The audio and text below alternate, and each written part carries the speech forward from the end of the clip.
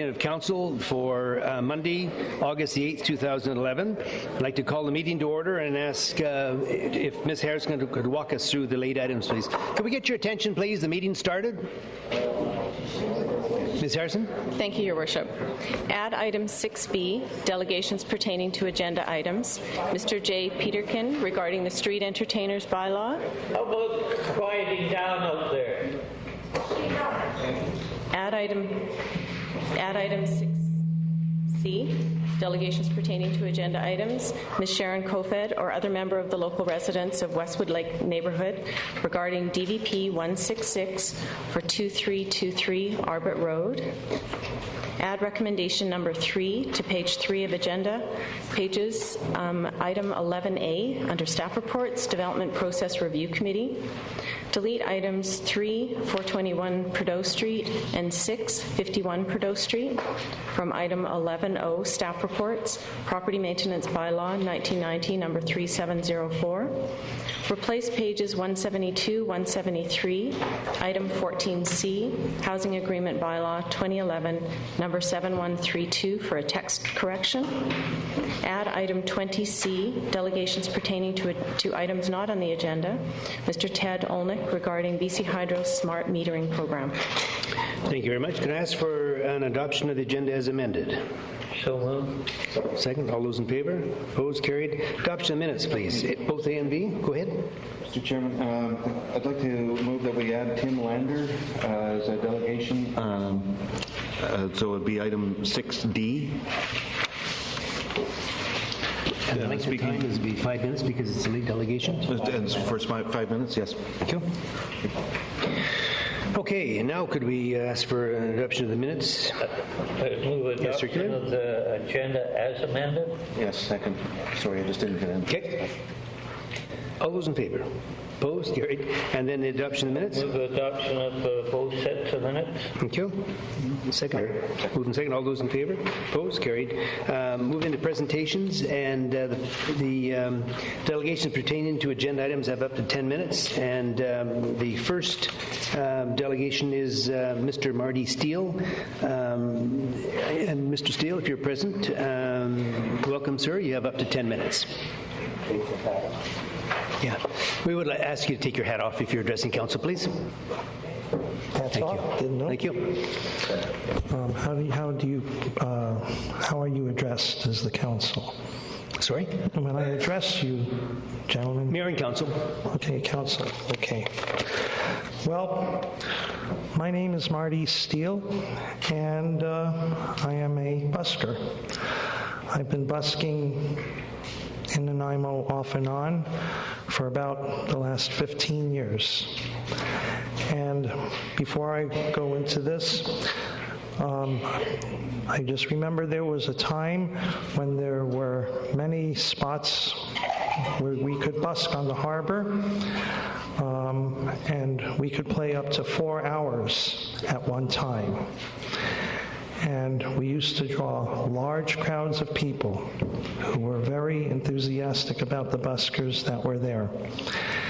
And I've been in and out of town. I came back around 3-4 years ago, and I noticed that there were bylaws that were put into the buskers, into the busking situation. And I noticed that a few of the very prized spots were taken away. The 4 hours were reduced to 2. And it was just a little disheartening to find out that the busking community had their location shrunk. And not only that, there were certain time limits put on it, and that you couldn't play more than one spot each day. And so in the last couple of weeks, I've been reading the draft to the bylaws, and I just have some points I want to make regarding the bylaws, and then I'll have said my piece, okay? The first thing I want to bring up is the busking spots. There's about, 30 plus spots around the city of Nanaimo. And out of all those spots, I'd say 85% of them are not very viable. You know, they're scattered around town in locations where busking is almost a non-issue. The main issue, as far as I can see, is within the downtown core area and the harbor, where the busking spots are just, you know, the only ones that are truly viable. And I think that when you decide to review and or pass the bylaw, I think some of the extra busking spots, first of all, need to be added on and make it an everyday concern instead of a once every other day, and we don't know when we're going to busk and who's going to enforce whether we're on the right spot at the right time. It's a waste of time. The buskers, the busking community seems to be doing a good job of, I don't want to call it policing themselves, but we know that we have a 2-hour time limit on the busking spot, and there's a pretty respectful communication between the buskers as to not cause any concern or waves, and we really don't want to and have complaints engendered against us. You know, we're out there trying to play music, and if the passersby tip us, that's great. If they don't, they have the freedom to tip us, you know, whether they wish to or not. Anyway, okay, a couple of things. When I read through the bylaw, I noticed that a maximum penalty that you had as a blanket penalty was not more than $10,000, which I think is very heavy-handed, because most buskers, they probably can't even afford a $200 max, much less a $10,000 max. And a $10,000 max, I don't know what the reason that figure was put in there, but that's a little bit over the top. And that's my comment about the maximum penalty. Oh, all the other penalties were like $50, $75. I understand the idea of regulating things like that, but not to have a blanket of not more than $10,000. Come on, okay? Anyway, I have some ideas as far as opening up the spots in the harbor, especially because that's really the prime neighborhood for buskers. I think there should be more spots opened, more spots. One near the ice cream parlor used to be a hot spot. It's the only sheltered spot in the whole city. The one next to Harbor Air used to be open. And I think the one at the Pacifica condos should be left alone. And but I also think that you could have 90 minutes instead of 2 hours, but allow the buskers to play more than once during the day, instead of just like, right now we can only play 2 hours at one spot, and there's not too many spots, and the competition is pretty intense. I think if there were 2 or 3 more spots open and maybe 90 minutes, we could, go from one spot to another and keep that regulation intact, and that opens up for more buskers to get a chance to play. And there would be far less complaints. Okay, that's one idea that I have, and I think if you allow the busker to be able to go one spot 90 minutes and then maybe another spot on the same harbor 90 minutes, where all the spots are open every day, that would probably save a lot of grief. And it would give buskers who are trying to get on the harbor a chance to show what they can do. And the thing about it is we understand the captive audience, which are the merchants. But my answer to that is the merchants are in prime location, and since busking is allowed, that's part and parcel of the aura of the waterfront. is where the buskers play and are allowed, and it's part of the scene. That's part of the waterfront. So more spots, less time, but not once a day. That's my idea. Okay? And another issue I have, especially in the harbor front, is when the cruise ships come into town, that's a prime chance for the buskers to really strut their stuff, do what they can for the tourists that come off the ship. And but we're not allowed to busk when the cruise ships are there. Prime time, and we're not allowed, and I don't understand that. That's Port Authority. You're talking about you want to be where the cruise ships come in? Yes. That's a Port Authority jurisdiction. We don't have any control over that. You have no control. Belongs to the federal government, Port of Nanaimo. Okay. I have another thing here. As far as the auditioning process, I think that there should be somebody who has some musical knowledge to do the auditioning. You know, a panel or somebody that the buskers would agree with, or that City Council agrees with, that has some kind of musical knowledge. You know, you want good buskers out there, and you want buskers that have good musical quality. I mean, sometimes we're the face of the city. Sometimes when the tourists go walking by, and you know, you want to put on a good front. It's like you step off an airplane in a strange city and you get into a taxi, and if that taxi driver is rude, you're going to have a bad impression. You know, when you walk along the harbor and you've got some buskers out there that are doing a good job and they're playing and they're talented, there's a lot of talented buskers out here, that adds. It adds to the environment, you know? And I think to keep it at that level, I think the auditioning should be done by somebody with some knowledge, musical knowledge. Okay, you've got about half a minute left. Okay. The other thing is half a minute? Half a minute. Okay, 30 seconds. Okay. I just wanted to make a thing as a chance between buskers and panhandlers. We're not panhandlers. We're out there. We ask for donations. We don't force it upon the public. Okay, sir. Okay. Thank you. Your 10 minutes is up, and we have some questions. Councillor Patchy. Thank you, Worship. Thank you, Mr. Steele. Yes. Mr. Steele, since December the 4th of 2008, now 3 years ago, I personally and some other councillors have taken part in walks, so-called, with the busking community. We did it twice. And we appointed, through the Safe for Nanaimo working committee, a liaison between city and buskers. We had a forum not so long ago for the busing community that unfortunately was not very well attended. But the long and short of where I want to go with you is that all the things that you have brought up have been discussed.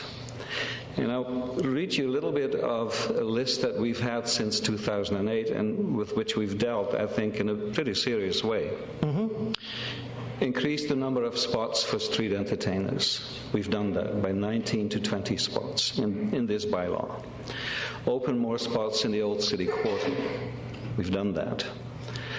Allow traveling musicians to play in the city without obtaining a license. We've not done that. Open more spots in Diana Krall Plaza. We've done that. Allow more street entertainment when cruise ships are in. I think we've addressed that in the area where we have jurisdiction. Open spots by the convention center. We've done that with the advice of the convention center, who are very eager to have more busking around. Do not color code the spots. We've done that in this. Do not call what? Color code the spots. Like Right. you cannot be there. Okay, one day I and understand. We have dealt with that. Open more spots along the seawall. I think we've done that. Okay. Unused busking spots should be closed. I think we've done that. Okay. Simplify the bylaw. I think we're in the process of doing that. Auditions have been cancelled. There is no longer an audition process strictly because of freedom of expression concerns that have been conveyed to this council. We've looked after that. And then we have a workshop, something similar to the proposed to the ambassador program that we had in place at some point not so long ago. So I think a lot of the things that you are expressing now are already taken care of in this new proposed bylaw. Now, nothing is perfect. I want to make absolutely sure that you understand that this council really does know the difference between busking and panhandling. We don't look at buskers as panhandlers ever. Okay. We are extremely desirous of having good busking in our community because we know how important it is to everyone concerned. So those are basically my comments, and the only other thing I would like to do is to ask Mr. Churchill of staff to maybe give a bit of a background explanation as to where this horrendous number of $10,000 come from, because I think that's needs a little explanation. Okay. So could you do that, Mr. Churchill, please? Certainly. The street entertainer bylaw is a regulatory bylaw. So what it has done is, in the current bylaw, there was a $2,000 limit on any fine. In this one, the Community Charter, which is a provincially controlled act, has actually increased that to a $10,000 limit. It's only there for the purpose of the judge able to use his or her discretion to, say, decide that the incident they're dealing with deserves a bigger penalty than the recommended fine. So it is always the same for each regulatory bylaw, and we're just repeating what the provincial act gives us to repeat, and we do this with regulation bylaws that have fines. So the intention is not to give you a fine for $10,000. It normally would be, if this bylaw is adopted by council, it would be either $50 or $75, depending on it. That's what was so. That was what was, I can't think of the word right now, but the wide disparity. Yeah, maybe if you could speak to us, sir. We're making I'm sorry, decisions the wider here, so when you turn your back, we can't hear you. I was surprised at the wide disparity between the fines. Mr. Churchill gave you the explanation for it. Right. Okay. Thank you, sir. Okay. Thank you. We have, just one. Councillor Bestwick, did you have something for this delegation? Thank you, Your Worship. Thank you, Councillor Patchy, for your explanations. My question is for staff as it relates to the cruise ship days, as the delegation made reference to.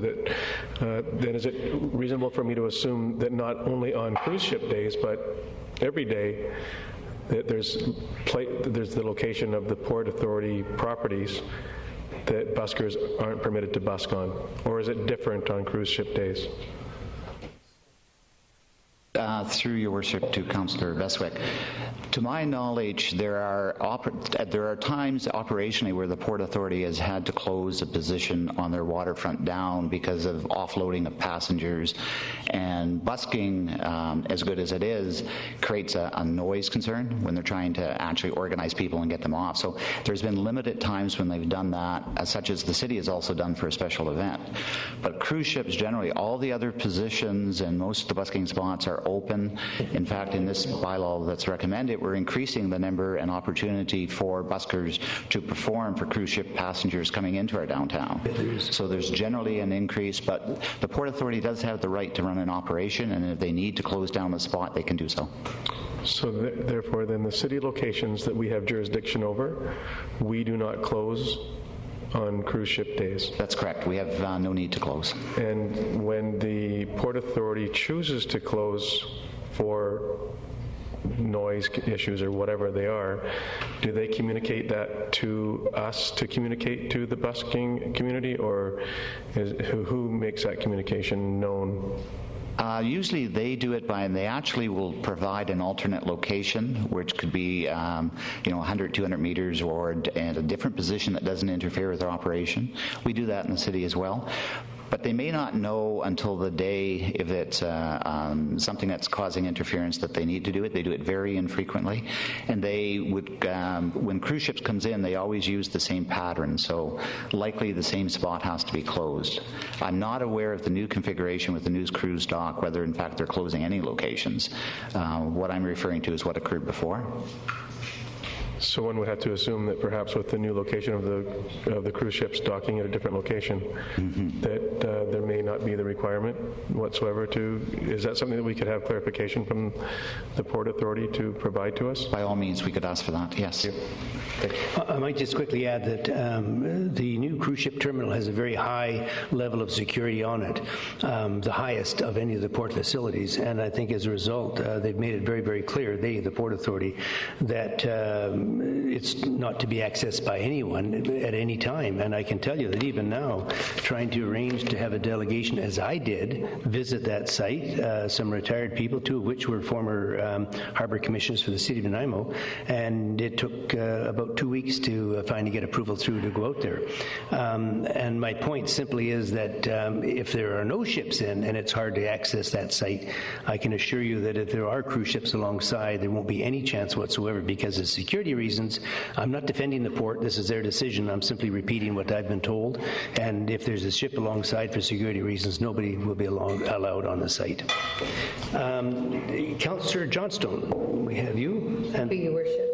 Mr. Steele referenced the closing of the Cape Development, the WAVE location, and I'm wondering if, for the sake of the people listening, if Mr. Churchill could explain why that decision was made? Actually, it's not even the closing of a position. That position was never there, but construction disrupted one that was further down to the post office end, and due to the fact that the sort of the knoll or the outcropping or the way it's designed, we actually had a chance during construction to open it up for busking. But we always did that with the knowledge of the buskers and communication that once persons were actually living in Pacifica, we felt it was going to cause concerns, which it ultimately did, but we wanted to open that up during the construction in the early phases to see what, in fact, problems would arise and how it was suited. So that position was never there. We've taken the position that has now disappeared through this construction and moved an additional one down by the Frank May statue area. So it's not that it has disappeared, it's just been moved. There were two positions we did that with. But that one, we anticipated noise issues or disturbances where the stakeholders, the residents of Pacifica, would not find it workable. We wanted to see, and in fact it showed itself, it wasn't a workable location, and that's why it's not in the bylaw, and now present it before you. Thank you for the explanation. Okay, no further questions, then we'll move into the next delegation. Receipt of the delegation. Sorry. Second. All in favor? Opposed? Carried. And that's Mr. J. Peterkin regarding the street attendance bylaw. Is Mr. J. Peterkin in attendance?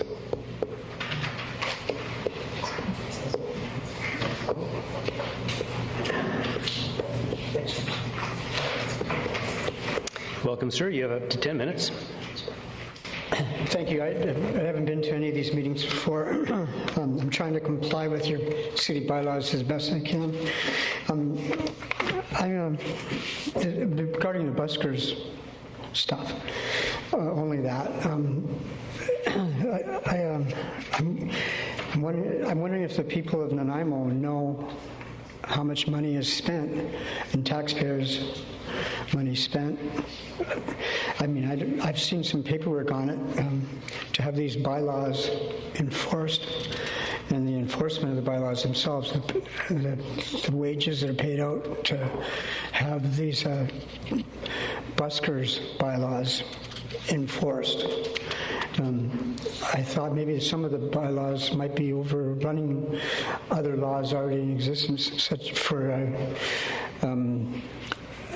creating a disturbance, or if there's problems with the buskers, is there not other laws disturbing the peace, drunk in public, or I'm not really sure, right? I myself have found the bylaws quite constricting and confrontation forming for other artists and musicians who want to play and express themselves. I do not consider myself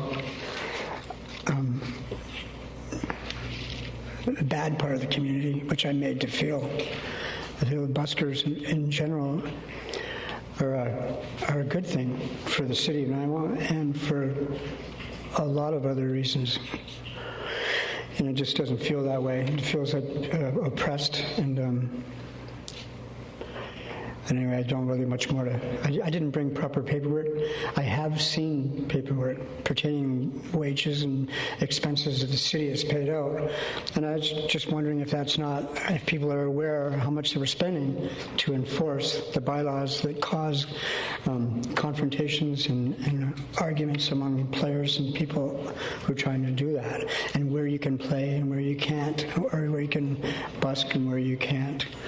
I'm not a fair weather busker. I'm basically in retirement, you know.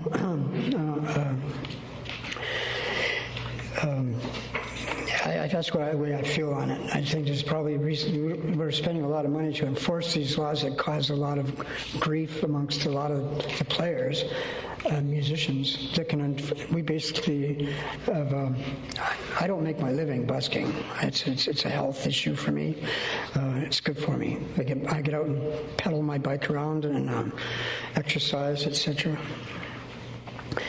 Anyway, I get a little off track. I don't mean to, but thank you for all your time. And but I just wondered. Like, seems to be a lot of expense paid out with laws that are already covering such things. If there's a problem with the buskers, there is. Certainly, some of the people that I know that play on the street can quite handle themselves and monitor when and where they play, and so that people get a fair shot at it. I've never seen it fair at all for like when city when we have major things happening like the street closed down the streets on a day, well, the buskers can't play there that day. But I mean, it doesn't make no sense to me at all. And when you can't play and where they do play, I'd feel it is not a safety issue. I don't quite get it. I've heard your side of that. I probably should get off and let you carry on. Well, I've got a question for you first. Councillor Greaves. Thank you, Worship. Thank you, Mr. Peterkin.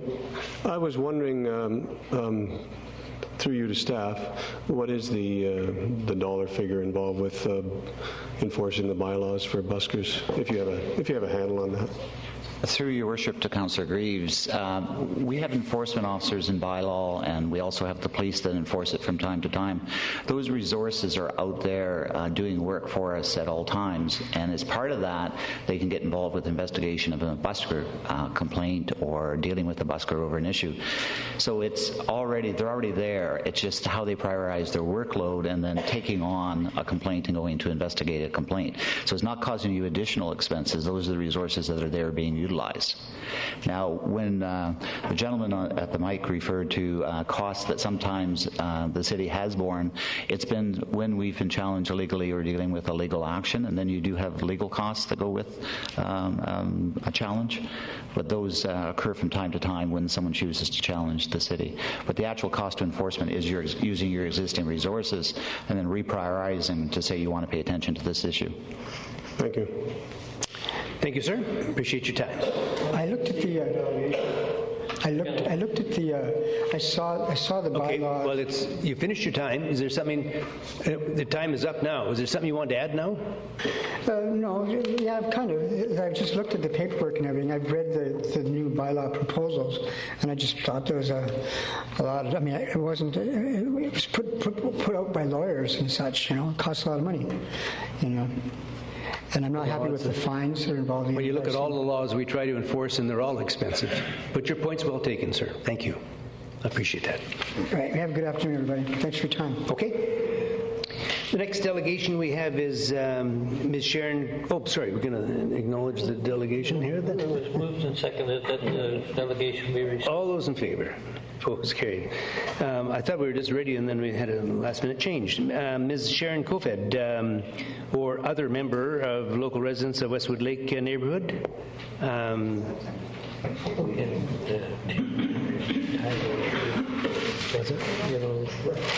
to go before sure, because then that's all the buskers all at one time. Oh, yeah.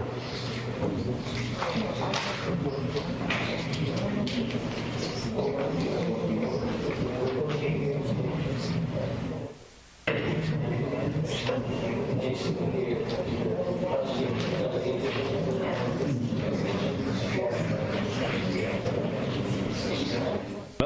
Sharon, if you're ready, I was going to say we did agree to give Tim Landers a 5-minute thing. Can you hang on for 5 minutes and hear his 5 minutes?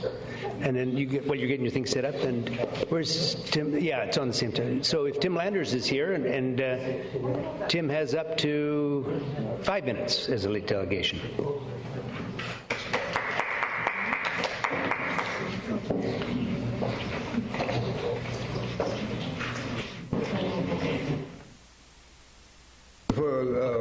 Letting me speak.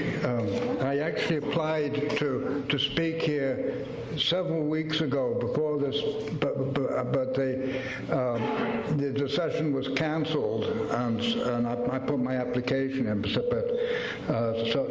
I got my application in anyway.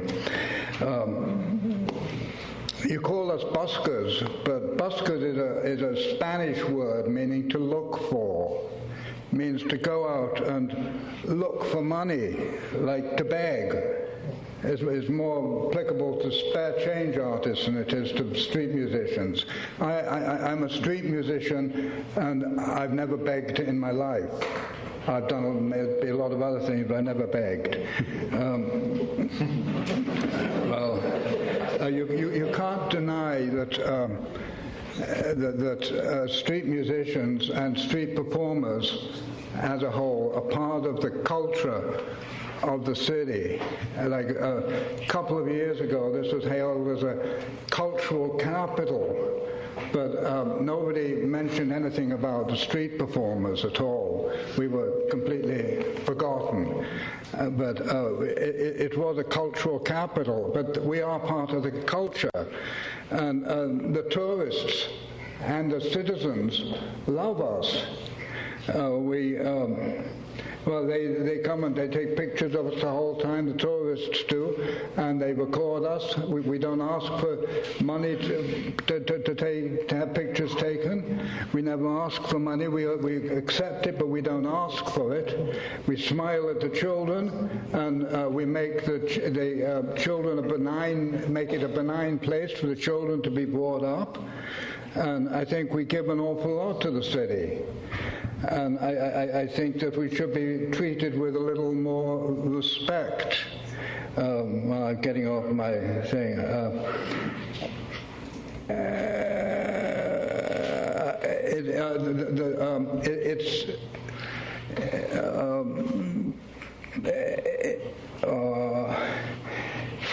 It's the interest of the city to improve the musicians, to improve the lot of the musicians and to improve the musicians.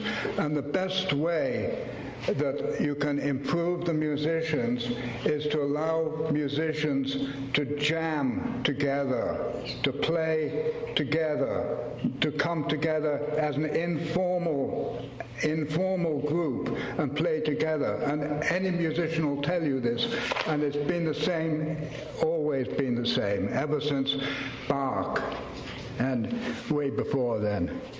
And so if you want to improve if you want to improve the quality of the music, you want musicians to come together and perform together, and it's not.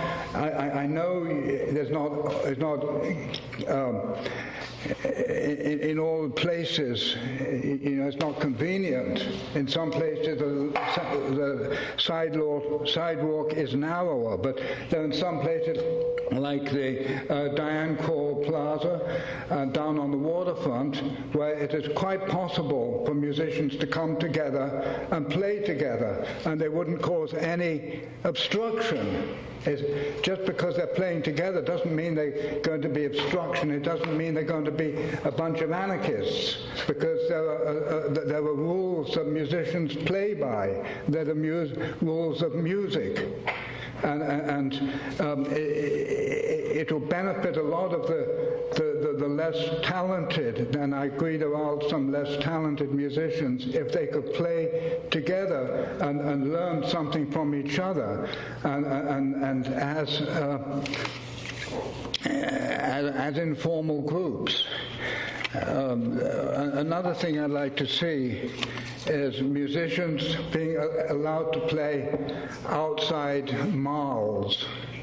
There's no reason why musicians can't play outside malls. And I know the city has got no power to enforce this, but the city has the ability to go to the mall owners and say, look, this would be good for the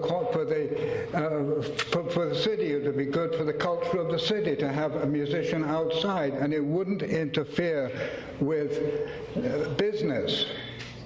And in a lot of places, musicians can play outside malls. I was in Winnipeg just a couple of days ago. Your 5 minutes is up, so if you could wrap it up, and then we have some questions for you. Pardon? We have some questions for you when you're finished. Your 5 minutes is up now, sir. Sorry? Time. Okay. We have some questions. Councillor Unger. Yes, Mr. Lander. I did apply several weeks ago to address this council, and somehow it got lost. Well, you've had a good opportunity. Councillor Unger's got a question for you. Yes, Mr. Lander, can you hear me? Pardon? Can you hear me?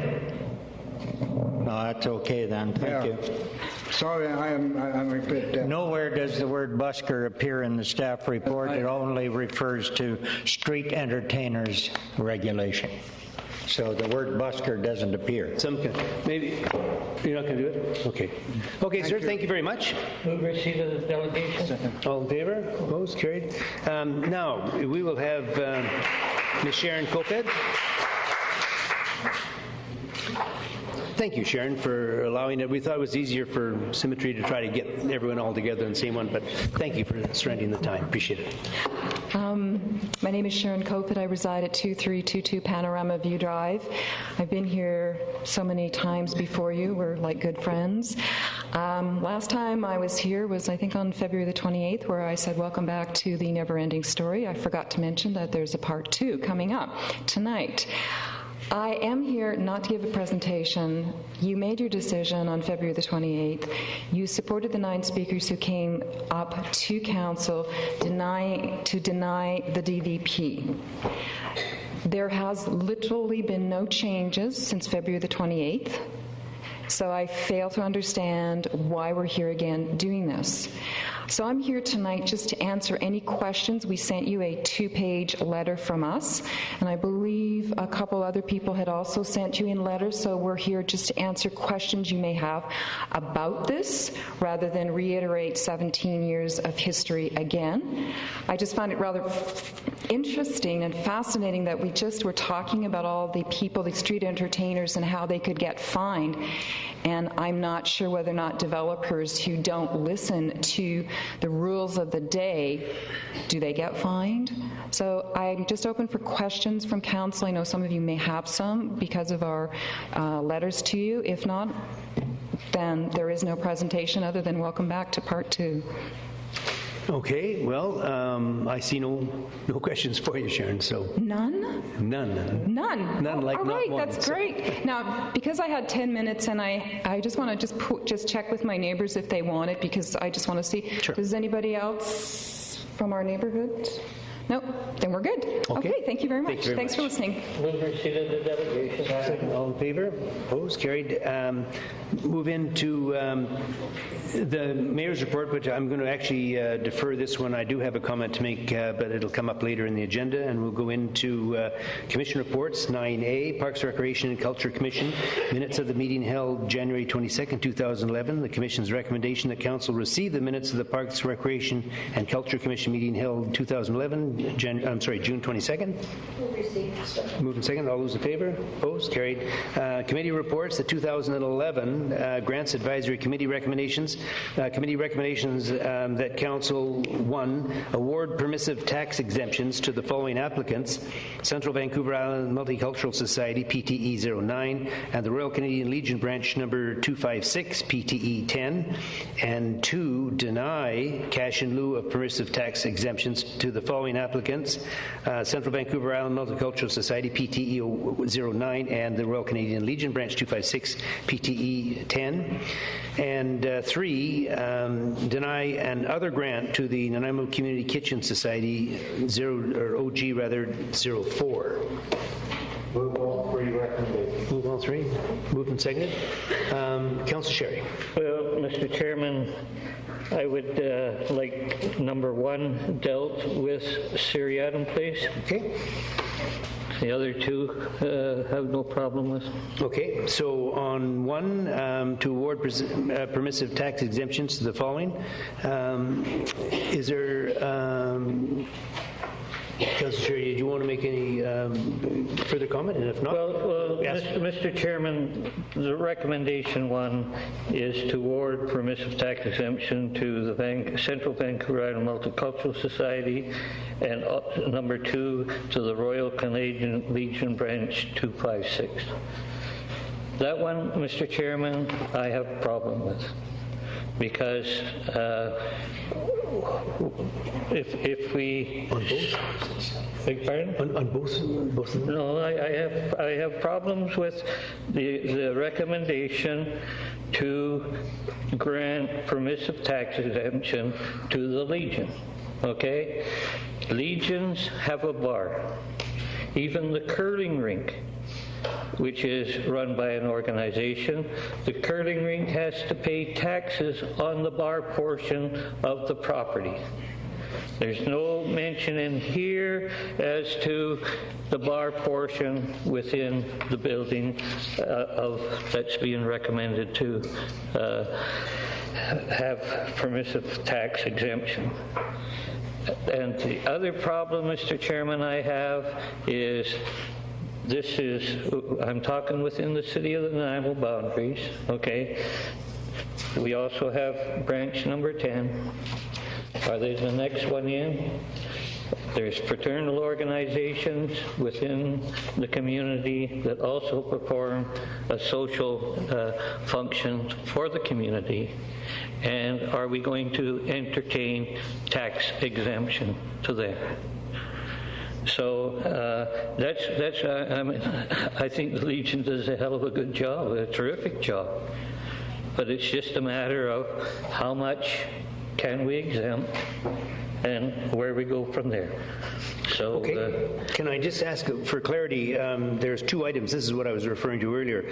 Point 1 has 2 items, the Central Vancouver Island Multicultural and the Royal Canadian Legion Branch 256. Are you suggesting that you'll approve one or the other, or are you just going to... Mr. Chairman, let's deal with the Central Vancouver Island Multicultural Society. Okay, let's do that. It's a separate. So, on the award for permissive tax exemptions to the Central Vancouver Island Multicultural Society, all those in favor? Opposed? Motion carries. And on the second one, on the Royal Canadian Legion Branch 256, this is to award permissive tax. Do you want to discuss on this one? I have a question to staff, if I could, please. Is it possible to determine what area of a facility is considered a bar and what is common area? Yes, Your Worship. In fact, that has been done in other, as Councillor Sherry says, I believe it's done at the curling club, so that is an option. If Council were to direct that the bar portion remain taxable, then I believe we could implement that. Do you care to make that, Councillor Sherry? Well, Mr. Chairman, if I may, Mr. Chairman, when one looks at the structure of the building, okay, there is, in this particular 256, there is a wall that splits between the bar portion and the rest of the hall, okay? When we start dealing with those other ones, that we're going to get, there's no doubt about that. Do we have the same ability?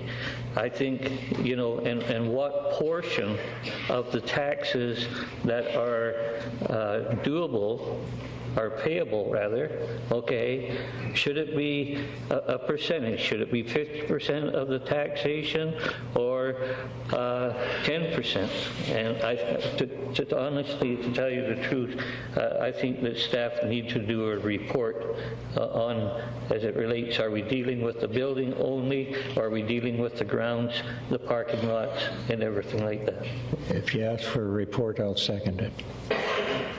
I think Mr. Clements... Mr. Clements, do you want to... Thank you, Your Worship. All we do, which is what we've done for the curling club, is we would take a floor plan of the property. We would draw a line around the part of the property that's determined as being used for the bar area. We'd submit that plan to BC Assessment, and they would determine what the values are that should be taxable and the values are that should be exempt. So we simply provide them with a floor plan with a red line around the area that we wished to be taxed in this case. Mr. Chairman,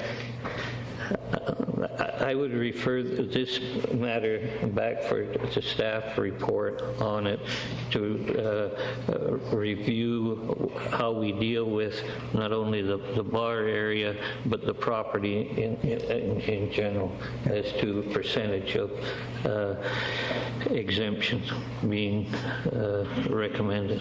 I'll second that. Motion to refer? Okay, all on the motion to refer, all in favor? Opposed? Carried. Councillor Besser, was it on this issue, or do you want to? That's fine, Your Worship. It's been, okay.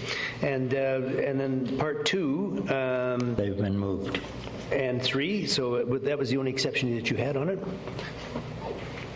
Okay, so we want to vote on 2 and 3, Mr. Yes, Chairman. we are. So I was going to say, if we can take 2 and 3 together, if there's no opposition, and we'll ask for a motion.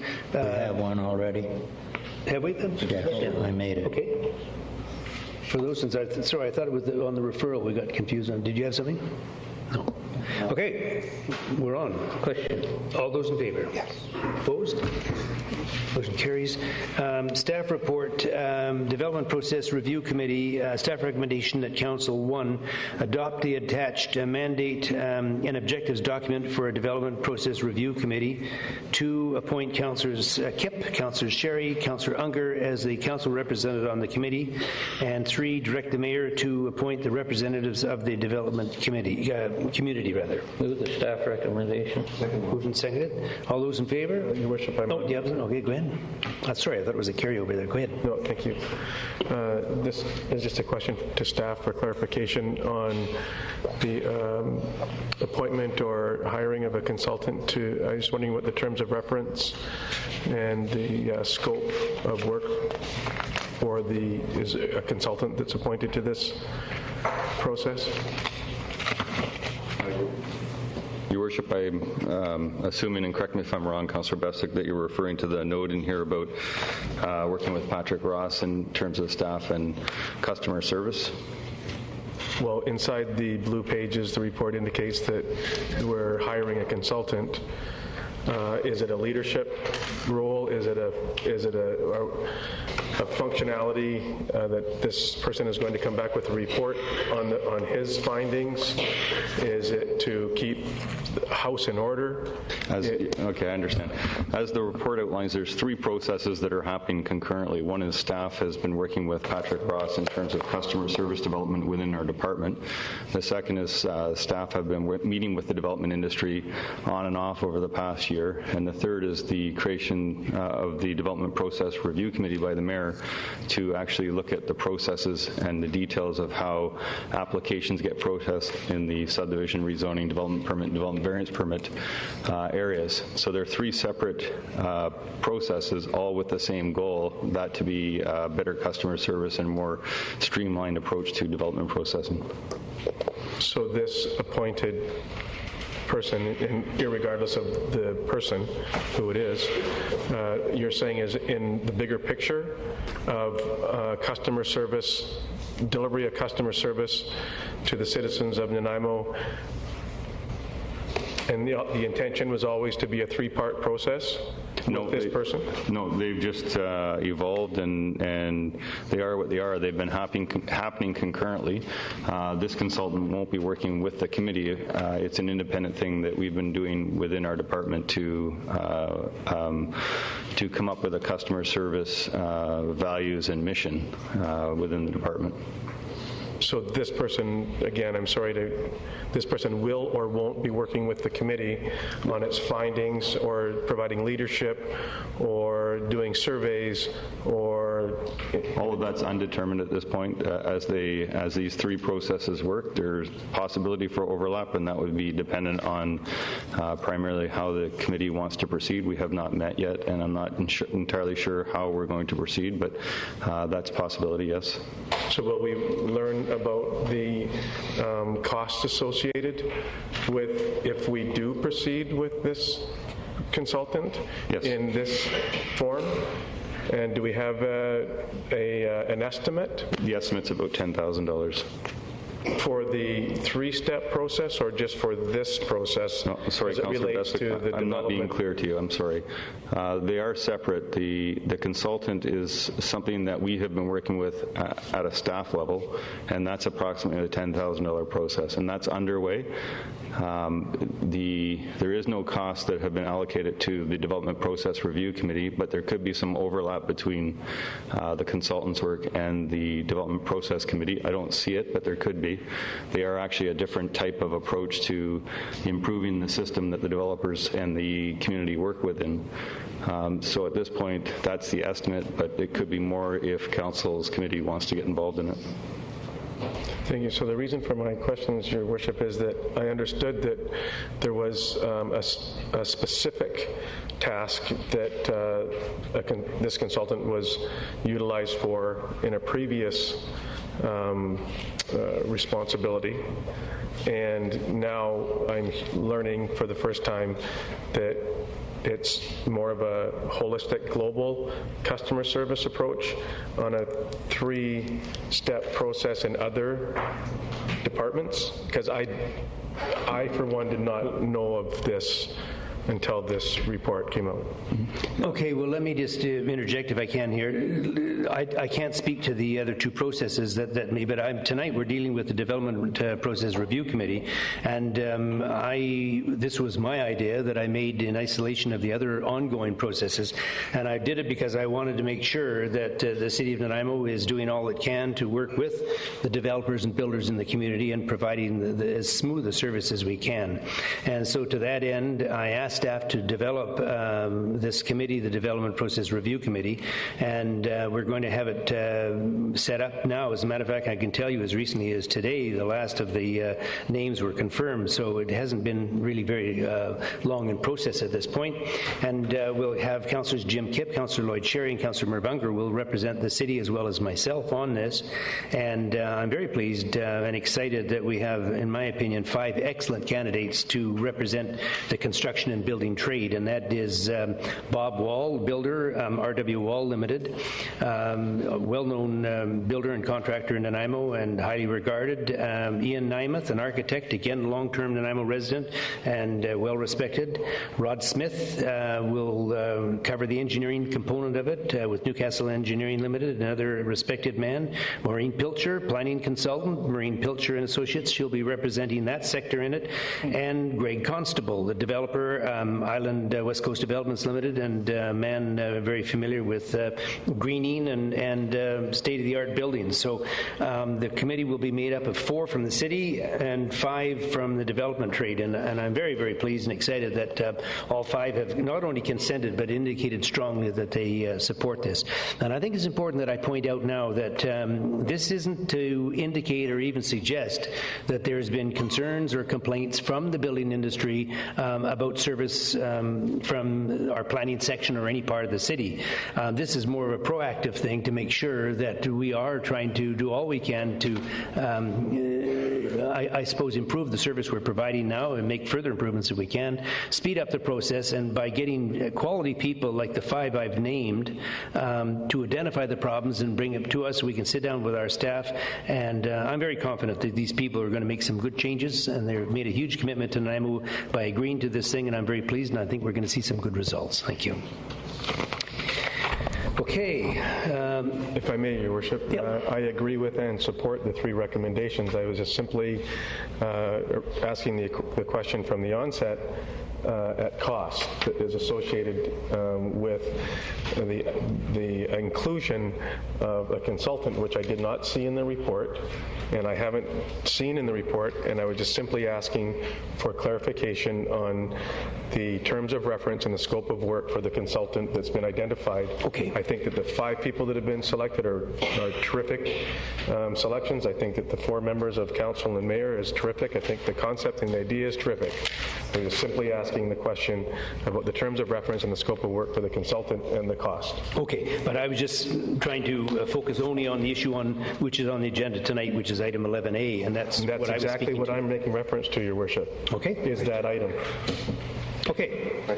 Question on the motion that we've already approved the one in principle, but maybe we just need to accept the names of the people for the committee? Excuse me, Your Worship. We haven't actually voted on items 1, 2, and 3. Okay.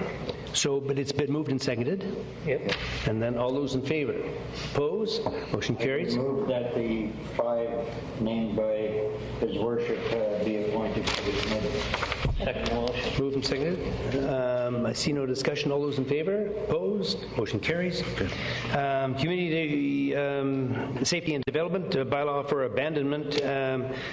Staff's recommendation that council receive the report pertaining to abandoning zoning amendment bylaw 2010 number 4000.445, which is presented in the bylaws section of the agenda. With the staff recommendation. Second. Any discussion? All those Sorry, all opposed? Carried. I didn't know if you had a question or you were just a quick draw there. Wasn't it?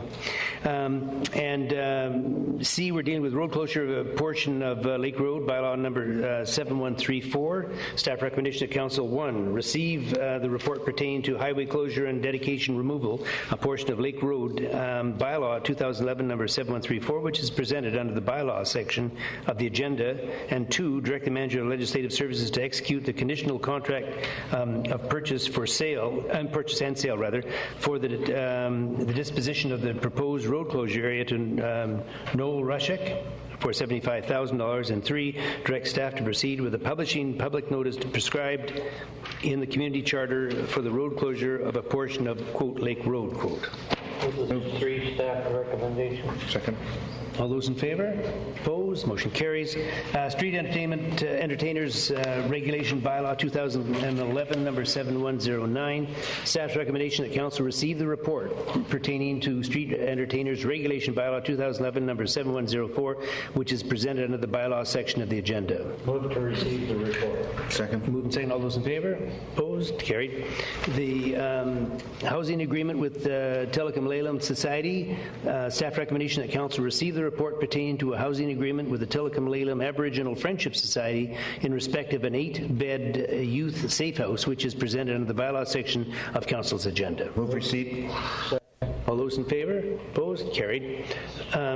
Move into proposed expropriation of part of 1431 Bowen Road. Staff recommendation that Council 1 approve the expropriation of that part of 1431 Bowen Road as shown on attachment A in the staff report, and 2, approve the advance payment of $9,825 to the owner, which sum represents the market value of the subject property. Move the staff recommendation. Second, moved and second. All those in favor? Opposed? Motion carries. DP 723 at 1430 Waddington Road. Staff recommendation that council issue development permit number DP 723 at 1480 Waddington Road with the following variances: a required front yard variance of 5.68 meters or 18.64 feet, and a required height variance of 0.44 meters or 1.44 feet. Move the staff recommendation. Second. All those in favor? Opposed? Carried. Under H, DP 724, 1934 Northfield Road. Staff recommendation that council issue development permit number DP 724 at 1934 Northfield Road with the following variances: a front yard variance of 5.1 meters or 16.7 feet, a minimum landscape treatment level 1B reduction of one street tree, and third, a reduction of one on-site loading bay. Move the staff recommendation. Second. Okay, all those in favor? Opposed? Carried. DP 731 at 3500 Rock City Road. Staff recommendation that council issue development permits DP 731 at 3500 Rock City Road with the following variances: height variances, Phase 2, House A 1.96 meters or 6.44 feet, House B 0.56 meters or 1.85 feet, House C 0.84 meters or 2.77 feet, and Phase 3, Unit 1, 1 meter or 3.28 feet, Unit 2, 0.6 meters or 1.96 feet, Unit 3, 1 meter or 3.28 feet, Unit 8, 1.5 meters or 4.92 feet, Unit 9, 0.6 meters or 1.96 feet, Unit 11, 0.8 meters or 2.62 feet, Unit 12, 1.4 meters or 4.59 feet, and Unit 13.3 meters or 1 foot. And the minimum landscape treatment level 2C. The minimum landscape treatment level 2C is not required on the south property line of Phase 3. Moved. Second. All those in favor? Opposed? Motion carries. DVP 163 at 1971 Douglas Avenue. Staff recommendation that council direct staff to proceed with the required statutory notification for development variance permit DVP 163 at 971 Douglas Avenue. Move the staff recommendation. Second. All those in favor? Opposed? Carried. DVP 166, 2323 Arbit Road. Staff recommendation that council direct staff to proceed with the required statutory notice for development variance permit DVP 166 at 2323 Arbit Road. Is there a mover? I'll move it to get it on the floor. Okay. Seconder? I'll second. Moved and seconded. Discussion? Councillor Bestwick. Thank you, Your Worship. Just a question to staff as it relates to the trailway component that formed a part of the process that has been removed and now amended to be another portion of the property, or the 5% requirement. And if, for those that aren't in attendance, if we could possibly explain what the change that we're entertaining is.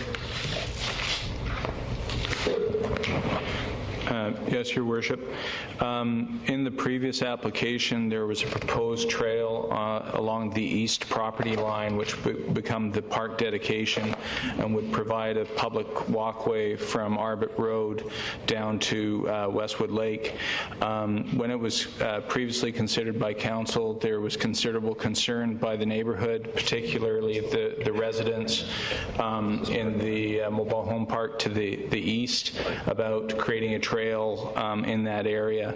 And so the proposal in front of council tonight does not have a trail in that area, and the park dedication would be on the portion close to Westwood Lake along the side of the property that's closest to the water, and would be in addition to the city's trail system around Westwood. Thank you.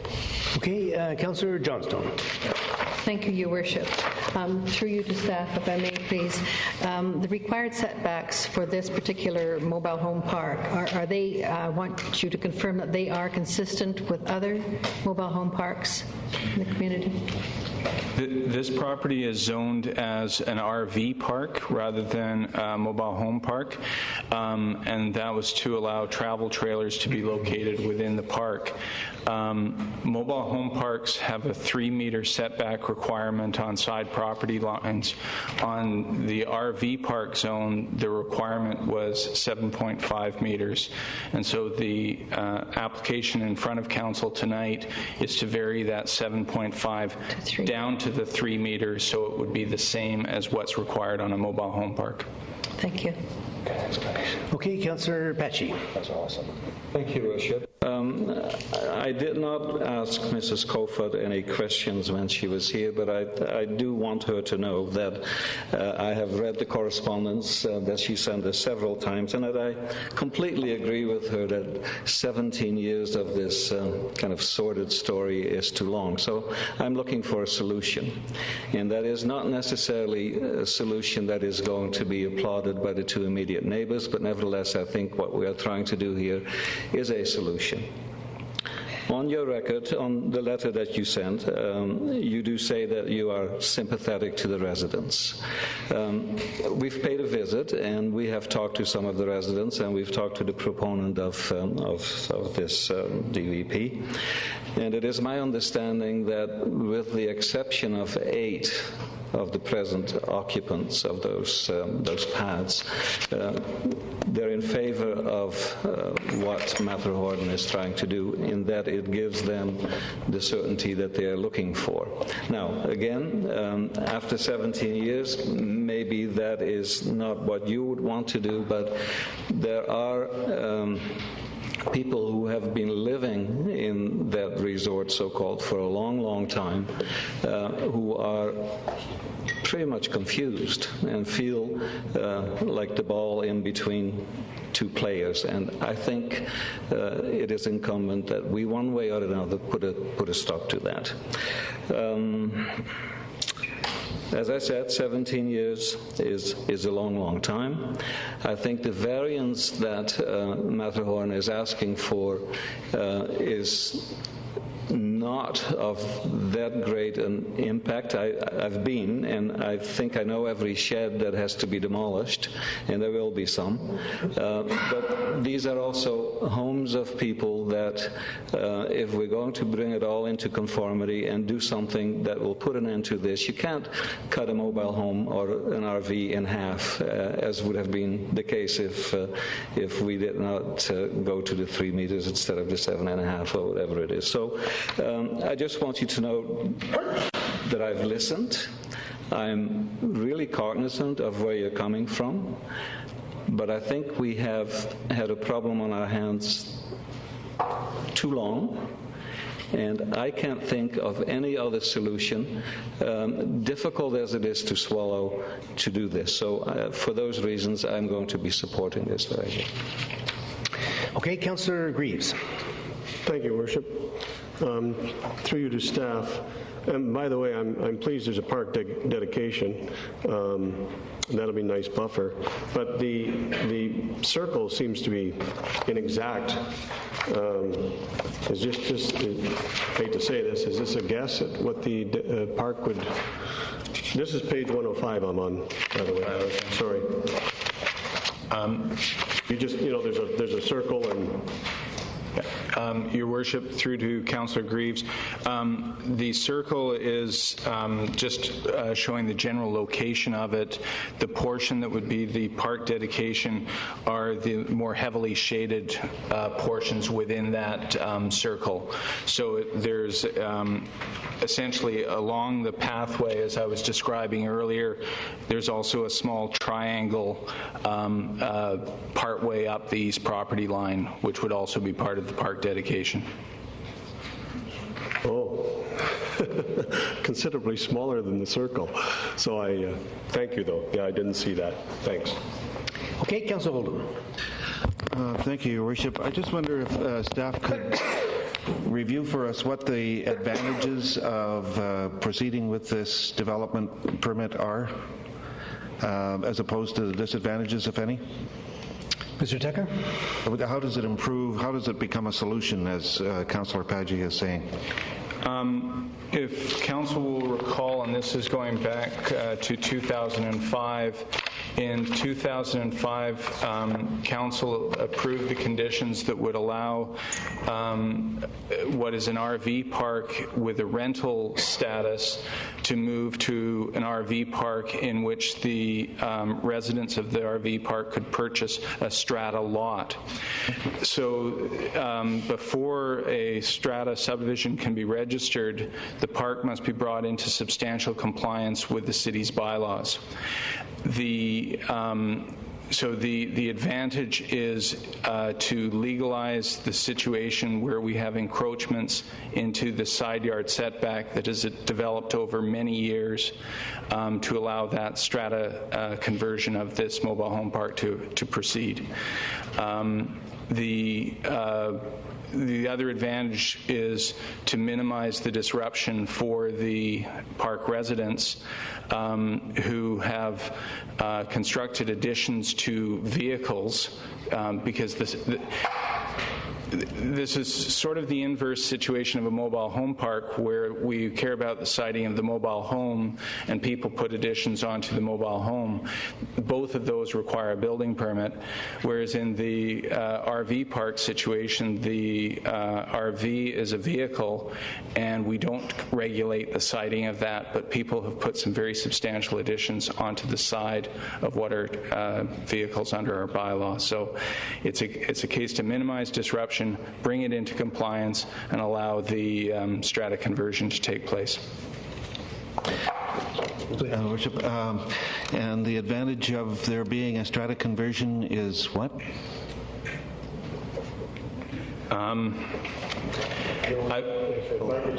Say, Your Worship, the advantage of that is that that's Council's policy, and that's what we're trying to implement. Council, as Andrew said, adopted that as its policy in 2005, so staff have been working on trying to implement that, and so this allows that to happen. So there's a number of pros and cons, of course, of having rental properties versus ownership and strata, but those were weighed by the council of the day and determined that it was in the community interest to have strata. Okay, so, but what I'm hearing is that the advantage of the proposed, of this proposal as a solution is that it legalizes a kind of outside the policies situation there. It legalizes that, and it allows, does it allow any improvements? Does it encourage anything? Does it improve the city in any way? The important part, I guess, here, Councillor Holdham, is that it facilitates the existing layout. Without this variance, they would have to scrap everything that's in there and start over again and subdivide. And I guess that's a pro and a con for everyone who looks at it, but that would mean that everyone who lives there would have to get out and start over again. Okay, so this permit would allow the existing residents to stay there and to legalize their situation there. It provides the opportunity for them to remain as the existing park exists. They would still have to come to an agreement with Matterhorn for their tenureship or their purchase, but it certainly allows the opportunity, more so than if Matterhorn had to start over, get everyone out, redo all the lot lines and the roads. That would be more difficult. Okay, thank you. Councillor Unger. Thank you, Your Worship. Also to staff, this applies to only some of the properties in there and not all of them. Like, we're going to have some strata and some remains campground. Is that correct? That would rely on how their sales program goes. We wouldn't have a say in that. But I believe that they are intending to keep some as for temporary use. But this would give them the opportunity to strata the entire property? Correct. Thank you. Councillor Sherry. Mr. Chairman, the statement of start over and kicking everybody out, I think they could go in there and survey the property without moving any of the units. They're going to have to address the property lines, which I think in the surveying business that's reasonable to do. The whole thing is that when we start talking about this scenario, we've got these park homes which they say are mobile. Well, they're only mobile if you take them from point A to point B, and how many of those vehicles within that property have wheels underneath so that they could be taken someplace else. Mostly they're taken there, the tires and that are removed and they're put on a foundation. Now, to start all over again, is to do a complete survey of the property from step one. And we're talking about strata. In most stratas, there is a strata council, and the council does the rules and regulations. And my understanding when this thing started, that there was going to be a strata development in there, okay, to follow rules and regulations. Now, were the rules adhered to or followed? What guarantee now, if you approve this request, that anything's going to change? Because it's going to be up to the Strata Council to rule and regulation on it. And what authority does the city have on the Strata Council? So those are my concerns, is that people have gone in there and located not only decks, but outbuildings there with no concern to any property lines, meets or bounds for property line. And this is the reason we're in this scenario right now. It's true. Mr. Tucker, or who's going to do that? Your Worship, that is the application. That's the very point to fulfill Council's direction to provide for a subdivision. You have to legalize what's there under the building code, and that's what this application does, is it legalizes all the illegal construction. Certainly if there was a strata and lot lines that were legally registered, the issue would have been with the city more readily as they took out building permits, but the situation in the campground is much different than with the legal strata subdivision. Mr. Tucker, go ahead. Your Worship, yes, if I could just add to Mr. Swaby's comments. On pages 98 through 104 are the survey which Councillor Sherry, you've been referring to, and it indicates in some detail which sheds will be relocated and which sheds or additions will be legalized through this variance if it's approved by Council. Okay, can I just a quick question on this? Is there still the intent on the part of Matterhorn to have a strata group set up to oversee the operation, or is this something that? Your Worship, that would be a requirement of the strata. Yeah, because there seemed to be some concern whether or not it would proceed, but my understanding is that it would. Yes. Okay. Councillor Bestwick, please. Thank you. Just a question of staff. When, Mr. Tucker, you indicated that the lots would be stratified on the basis of sales potential or their ability to sell each lot stratified independently of the other one. Otherwise, they could remain as temporary or campsite locations. And just looking through the figure 5, 6, 7, and 8, it appears to me as though that every lot is identified, if you will, as a stratified lot. So would not then, if we approve this, that every lot that exists is a stratified lot, regardless of ability to sell each lot as a strata lot? Yes, the question was, would they be holding any of the lots back as rental lots? And there was a follow-up question from Councillor Unger about could they sell them all, and I answered yes to that question. Okay, thank you. So my follow-up then would be the assumption on my part through the report and on-site visitation would be that the hope and aspiration would be to sell all of the lots as strata lots. But if they aren't successful in doing so, may those unsold lots be held for campground opportunity or more transient trailers in, trailers out, motorhomes in, motorhomes out under this DVP that's being applied for? The unsold lots would continue to be held by Matterhorn, and Matterhorn would manage those lots as they saw fit. And that could mean as a campground? Yes. So a tent trailer could go in there? That would be their decision.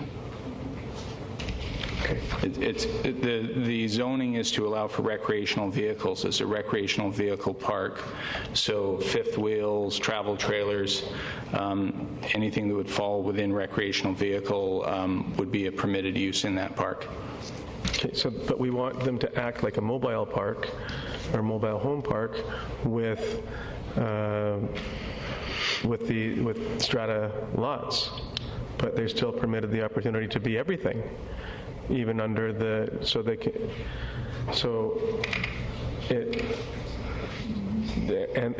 the mobile home park that it borders the east boundary there, it has a 3-meter setback. Is that correct?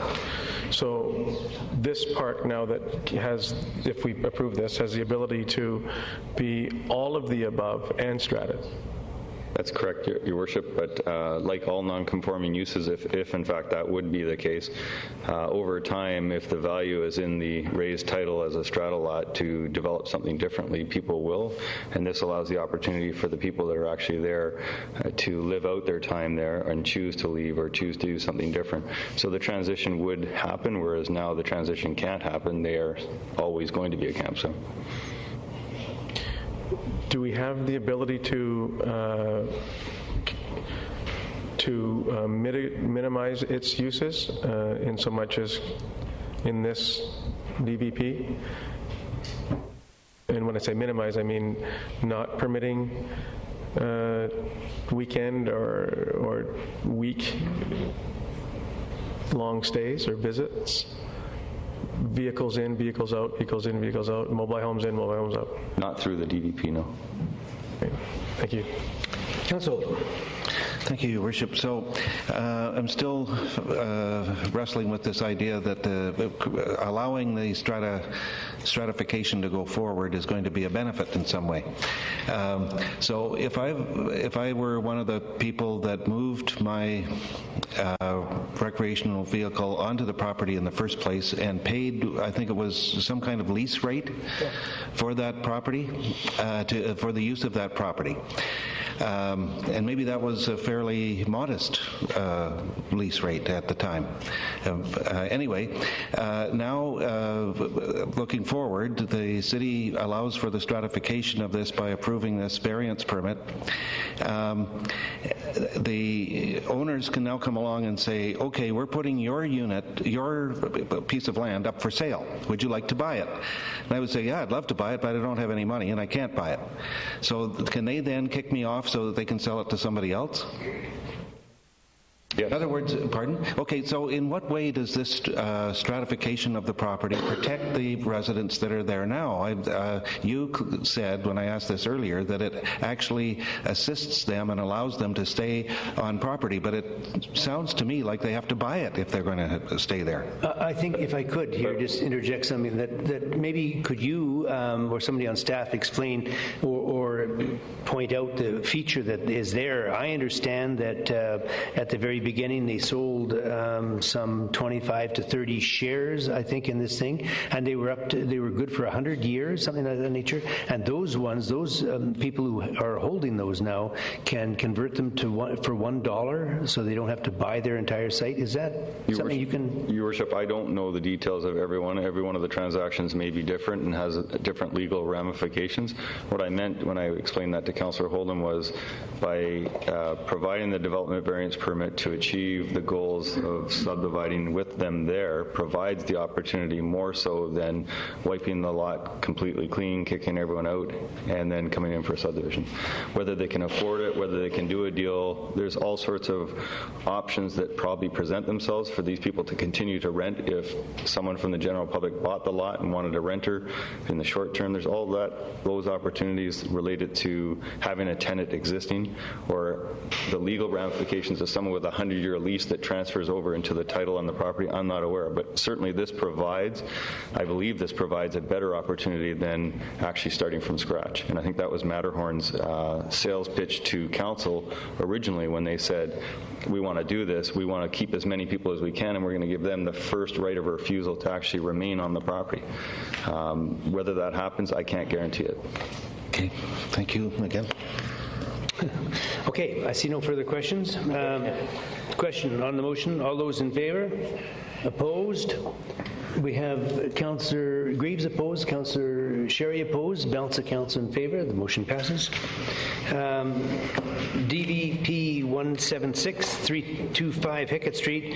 Staff's recommendation that council direct staff to proceed with the required statutory notice for development variance permit DVP 176. That's sorry.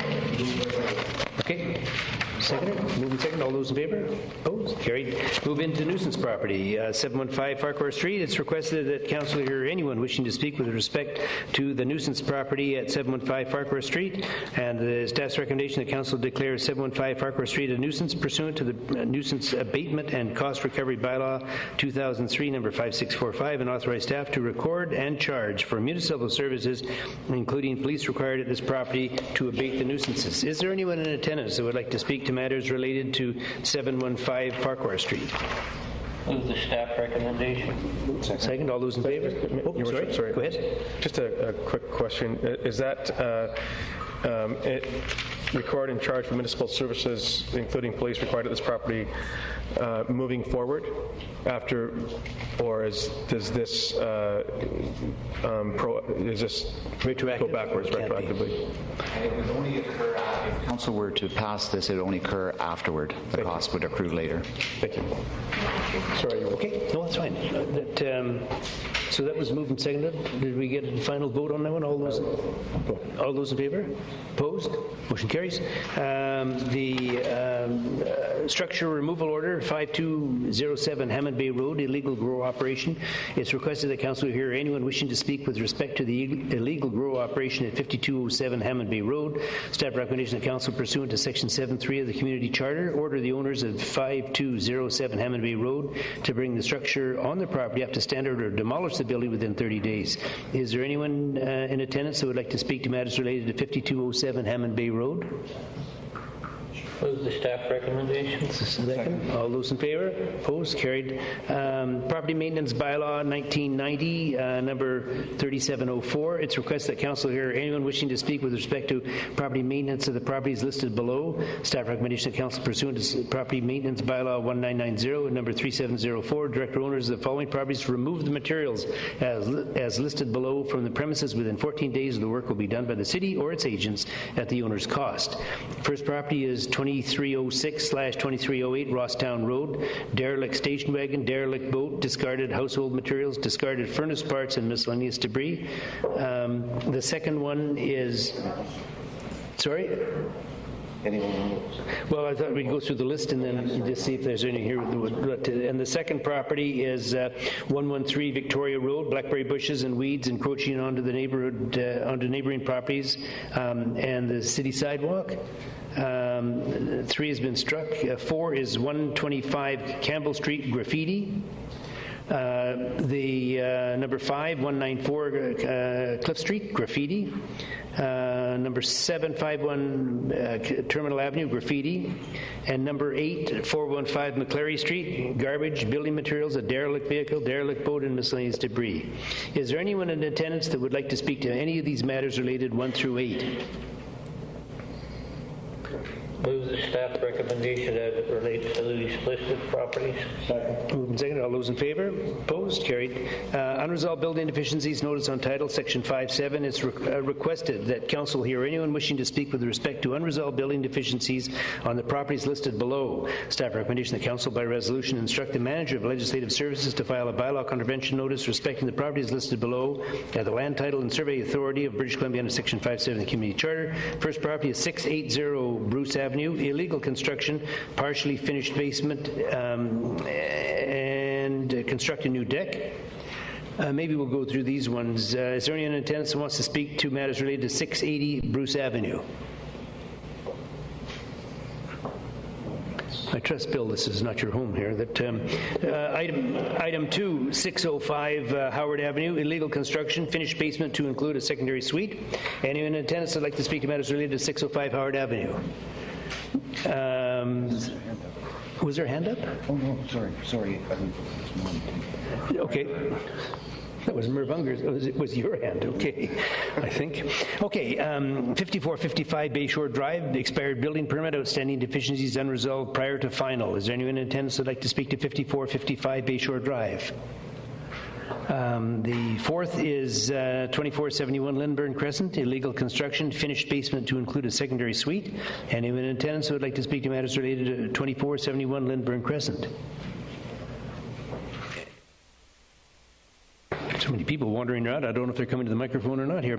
And the fifth and final one is 5207 Hammond Bay Road, illegal construction with grow operation, reconstructed basement and main floor, deck converted to living space, and sheathing added to attic. Is there anyone in attendance that would like to speak to matters related to 5207 Hammond Bay Road? Look at the staff recommendation as it relates to these 5 properties. Thank you. All those in favor? Opposed? Carried. Amendments to the sprinkler regulations contained in the building bylaw. Staff recommendation that council receive the report pertaining to building amendment bylaw 2011 number 5693.03, which is presented in the bylaw section of the agenda. Move receipt. Second. All those in favor? Opposed? Carried. Subdivision approval, Park and Cash in Lieu, 1543 Extension Road, sub 00905. Staff recommendation that council approve the payment of cash in lieu of Park for a fee simple subdivision of lands described as Lot 3, Section 18, Range 4, Cranberry District, Plan 7924. Civic address is 1543 Extension Road. Move for recommendation. Second. Councillor Sherry, you want to speak to this? Mr. Chairman, this is a subdivision of a piece of property, and it's fronting onto a major road, and because of the terrain and that there.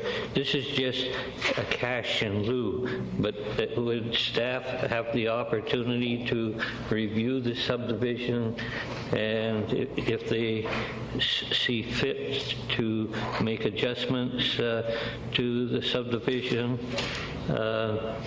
because of the terrain, traffic, and everything like that. What does this commit the council and the city to right now by receiving this cash in lieu? Who's good? Mr. Tucker, go ahead. Well, Your Worship, I can answer if Mr. Tucker's preoccupied. The answer is that it commits the city to take cash, not land. So that's the end of it. Mr. Kenny, what it is, and it's unfortunate, I only lived out there for 40 years and went past this property at least once or twice a day type of thing. It's on a hill. Where the subdivision of the lot's going to be, there's going to have to be 2 driveways come out onto that road, okay? And they're going to be, they're not just a level exit onto the road, but they will be coming down off like a little bank onto the road. And the question that I have, because of other parts of the community, we tell them, individuals, because of the traffic and the access to and from the property, we either make them do a joint, maintain the one driveway, or deal with it there. And it's just a matter that if once we receive the cash in lieu, the subdivision is complete or what, or could we take a review and see so that we're enforcing our subdivision bylaw consistent throughout the whole community and not one method in one location and another method in another location. That's all I could ask. Yeah, Your Worship, the park dedication issue is the only issue that council would be involved with. The approving officer would make a call on the access, and if you look at page 126, the approving officer has a draft subdivision plan that does provide for some mutual access and access out to the road. So at this point, the park cash in lieu doesn't impact the subdivision, but the access is a separate negotiated item with the approving officer. I just hope that we don't end up with trouble down the road, because there is the grade on the hill and the grade from the property to the road, to me, hasn't been addressed. Thank you. Okay, Councillor Johnstone. Thank you, Your Worship. I'm not sure if this is Councillor Sherry, but I understand the cash in lieu was chosen because the parkland portion was too small to be functional. Well, no, there's no deal. I mean, that's the only thing we could do in that piece of property. But when one sees a subdivision where we're dealing with our whole community, and in one particular section of the community, we say you can do this or you can't do that, you know, and as I say, if I hadn't had the knowledge of this particular piece of property, all I'm suggesting is that maybe we should. Your Worship, page 126 may help Councillor Sherry. The subdivision is proposed to be 4 lots with one access out to each road with joint access. You're happy with that? That's what you're going to get. Okay. Then let's have the question on the motion. All those in favor? Opposed? Motion carries. We're going to Community Services. Item S, application to assign 811 for call before you dig. Staff recommendation the Council provide a letter of support for sharing the phone number 811 across Canada for public access to both non-emergency medical services and call before you dig. Move the staff's recommendation. Second? I second everything. We haven't. All those in favor? Stop whining. Opposed? Carried. South Fork Dam 2, dam preliminary engineering. Staff recommendation that Council direct staff to issue a request for qualifications for preliminary engineering work on the South Fork 2 dam. Move the staff recommendation. Is there a second or seconded? Any discussion on that? Councillor Bestwick. Thank you, Worship. This is a long-term project and an extremely expensive one. To see this through fruition, I just have 2 questions. If we approve this $425,000 expenditure from 2011 funds, where will the balance of the monies for this specific project come from to pay for the upwards of, and this is in addition to our emergency water line that the general community is learning about. This is in addition to our water treatment plant that the general community is learning about, and this is a 3rd project.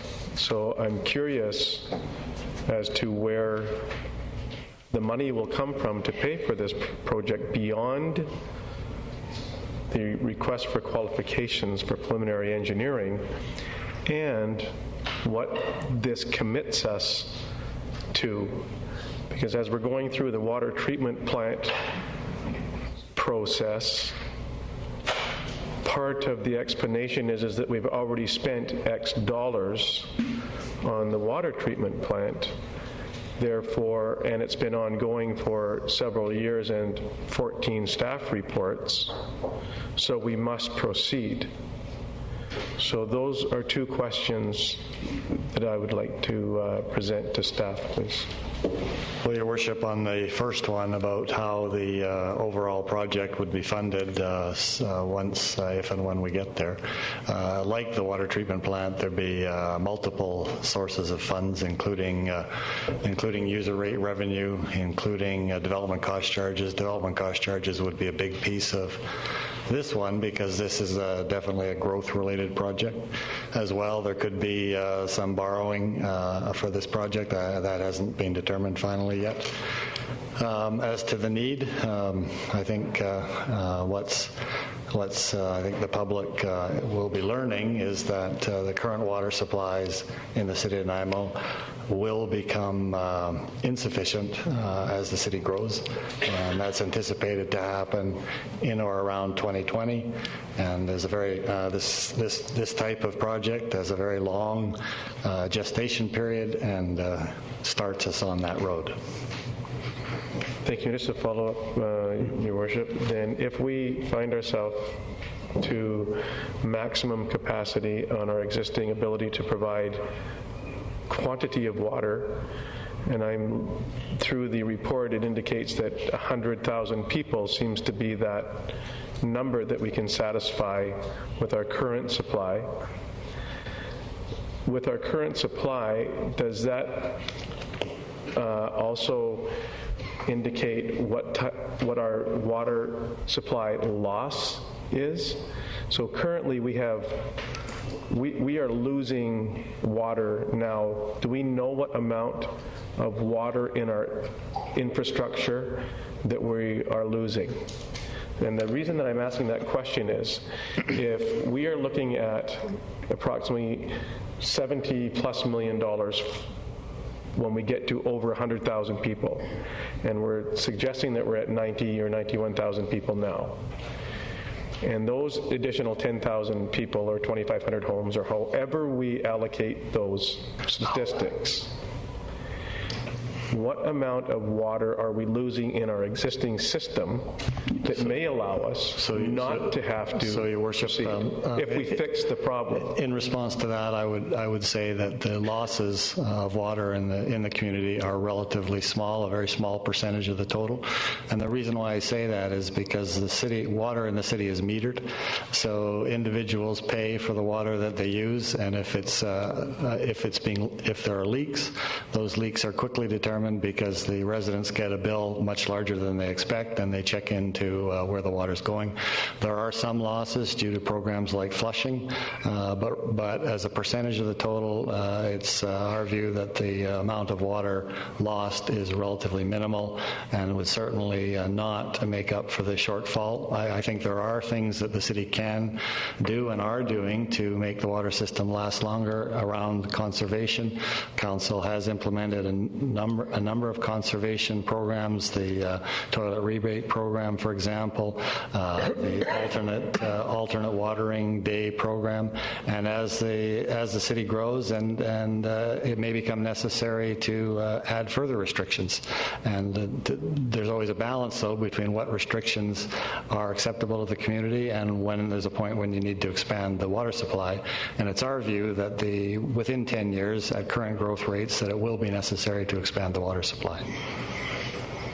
Thank you. And just my final offering, and if in fact we find ourselves in a position to have, if we proceed with this in 10 or 12 or 15 years, it's another 60 or 70 or 80 million dollars. You mentioned DCCs. Would it be appropriate to put large developments on fair notice that their DCCs would be relative to the cost to provide services? So the development cost charges for water supply in the city of Nanaimo do now include a levy for this expansion of the water supply.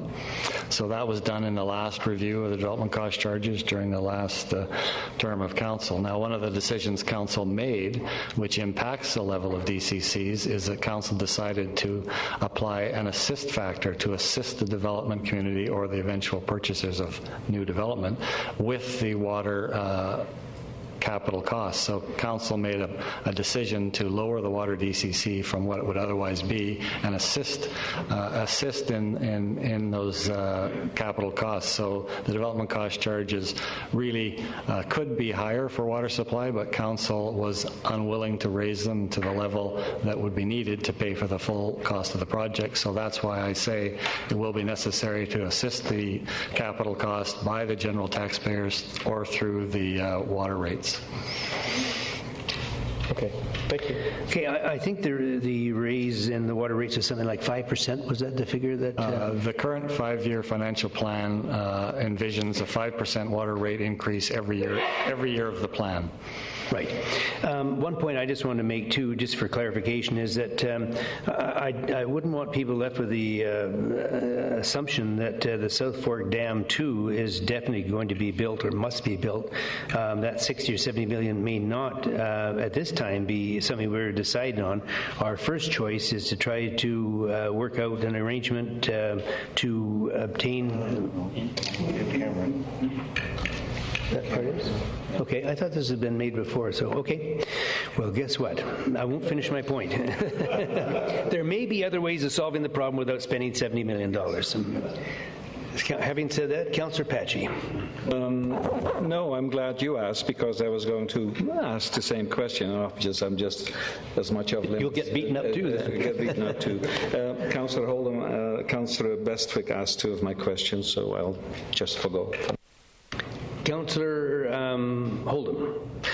Thank you, Your Worship. I was going to make the same point as you might have made. But we already have looked at other options, such as the Cassidy Aquifer and surface sources and so on. And we'd be continuing to look for other options, because this is, I think, the highest cost option. But we have to start somewhere, and I would just say that the motion is simply to direct staff to issue a request for qualifications for preliminary engineering work. So it's not like we're spending a lot of money or making a big decision about where we're going to get the extra source of water now. We're simply covering a base so that we can proceed with this in a timely fashion if we have to in 10 years. Okay, Councillor Unger. Thank you, Your Worship. I think Councillor Oldham went pretty well where I wanted to go with this, but what the staff recommendation is to issue a request for qualifications. That does not commit us to doing anything or to get the engineering work done, does it? No. And lest anybody get the impression that we're looking at spending $70 million on another dam, we're looking at a possible 20-year time frame? We're in staff's opinion, the city will need another water supply within 10 years. 10 years, okay, thank you. Okay, let's kind of wind this up. Councillor Bestwick again. No, you're not there? Okay. I didn't get you off, sorry. Okay, it's been moved and seconded. All those in favor? Opposed? Motion carries. Oh, you're opposed, Councillor Besser? And balance of councils in favor. Motion passes. Information items? We appreciate the information only item. Second. Moved and seconded. Any business arising? Most people get there.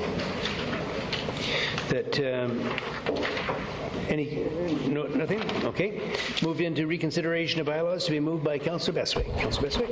13A, that zoning bylaw amendment, bylaw 2008, number 4000.445, to rezone a portion of 6975 Highland Highway North from Rural 1 to Regional Shopping Town Center Commercial Zone C1 in order to facilitate the construction of a commercial development be abandoned.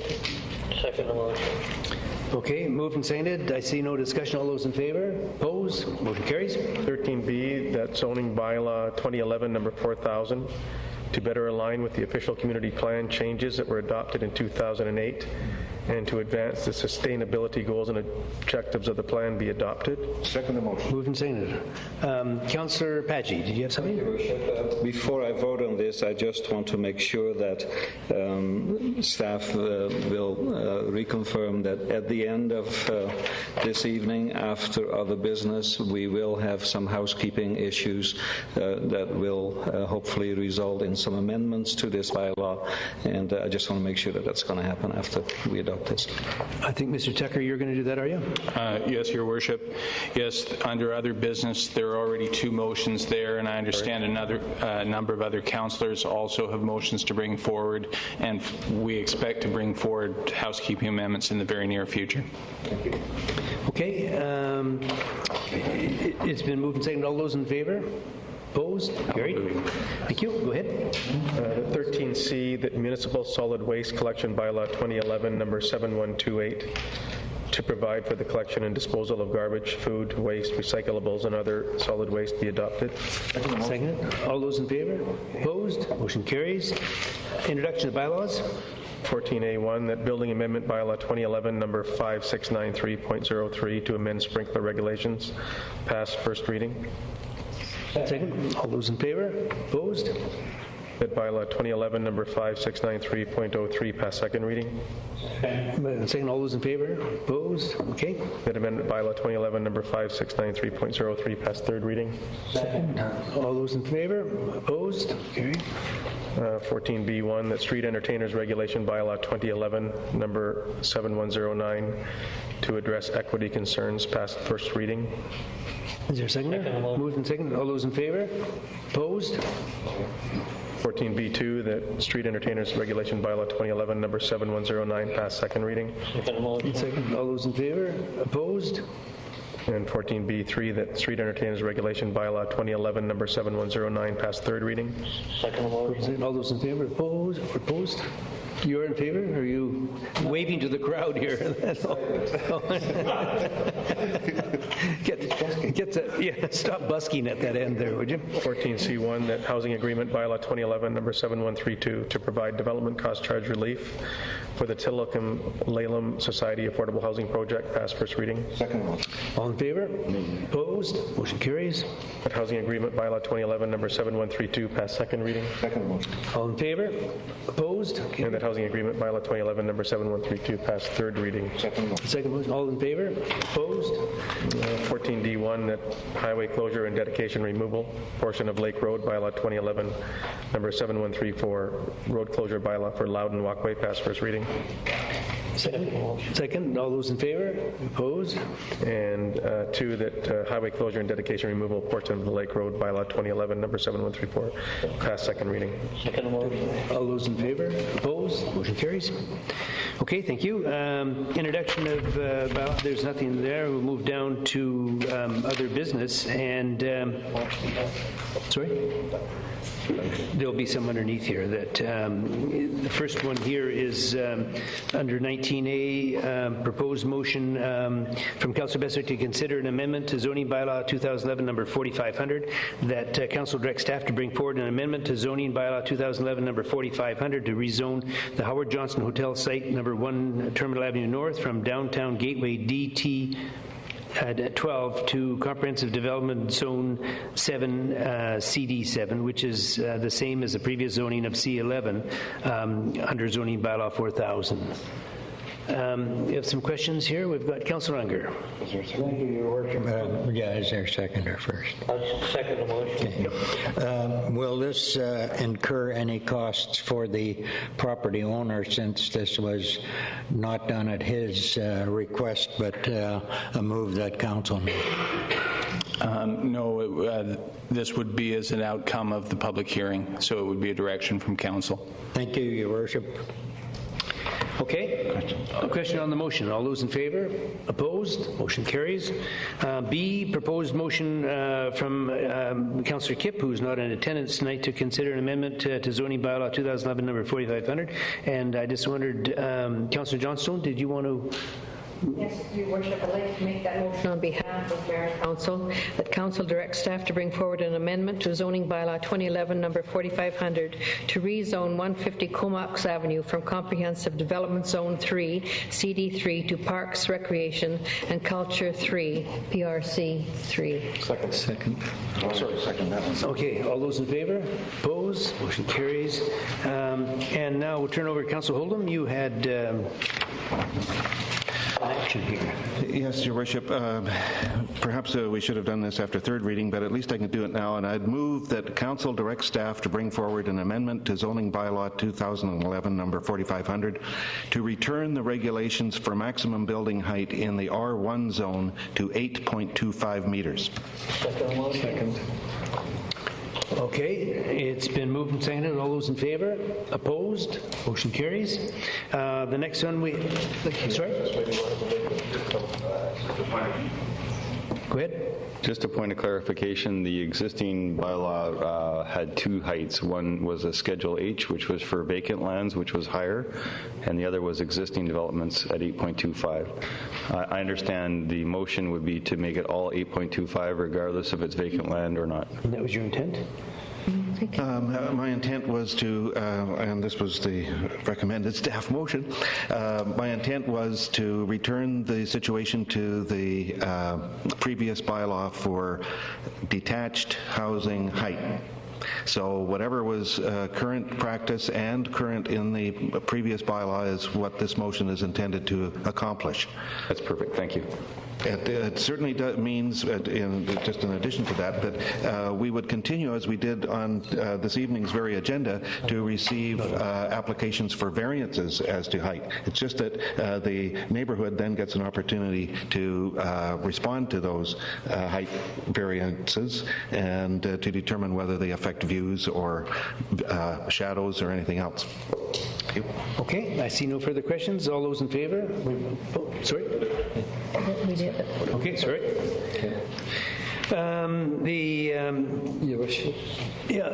The next one I had was Councillor Padgett, and I understand you wanted to make an amendment here too. Yes, please.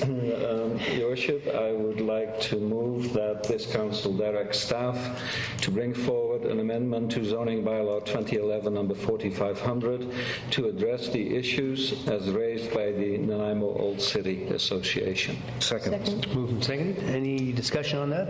All those in favor? Opposed? Motion carries. The next one is some housekeeping amendments. Mr. Tucker, did you want to? You're on. Yes, Your Worship. As staff has begun to work with the bylaw, we've identified a number of corrections that we need to make to the bylaw, and I would ask the Council provide us with direction to bring forward a bylaw to make those housekeeping amendments. Okay, would somebody like to move the bylaw? So move. Okay. Is there a seconder? Moved and seconded. Do you want any explanation on this, or you just want to?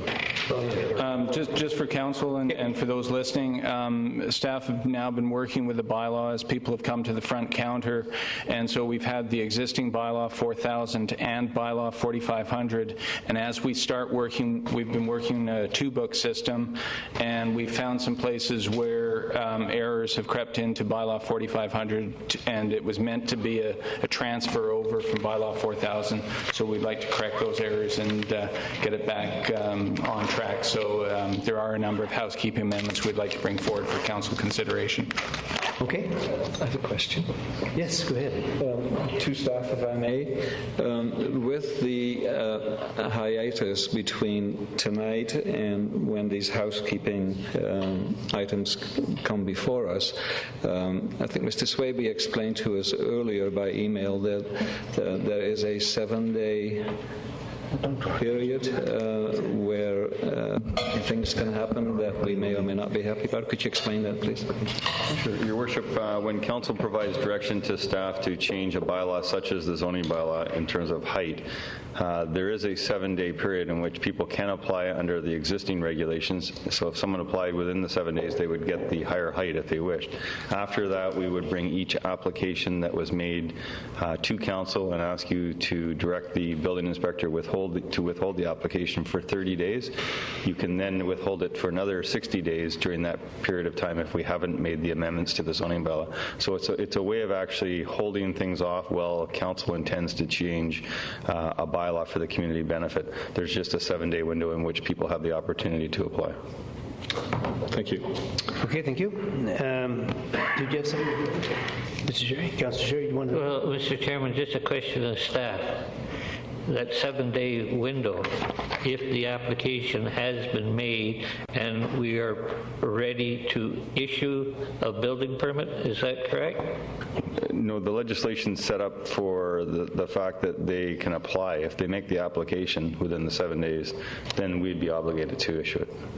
Well, the way I understood reading the email that I interpret it is that they can apply subject to the issuance of a building permit, is that you make the application today, but you're not going to get your building permit for 2 months by the time you get your regulations.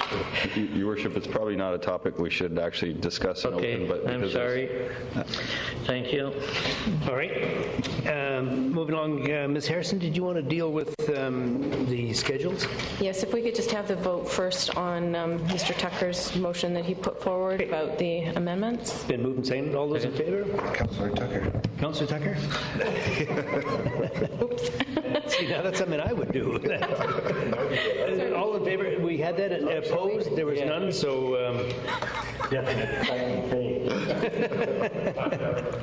we all knew what you meant, and thank you for that.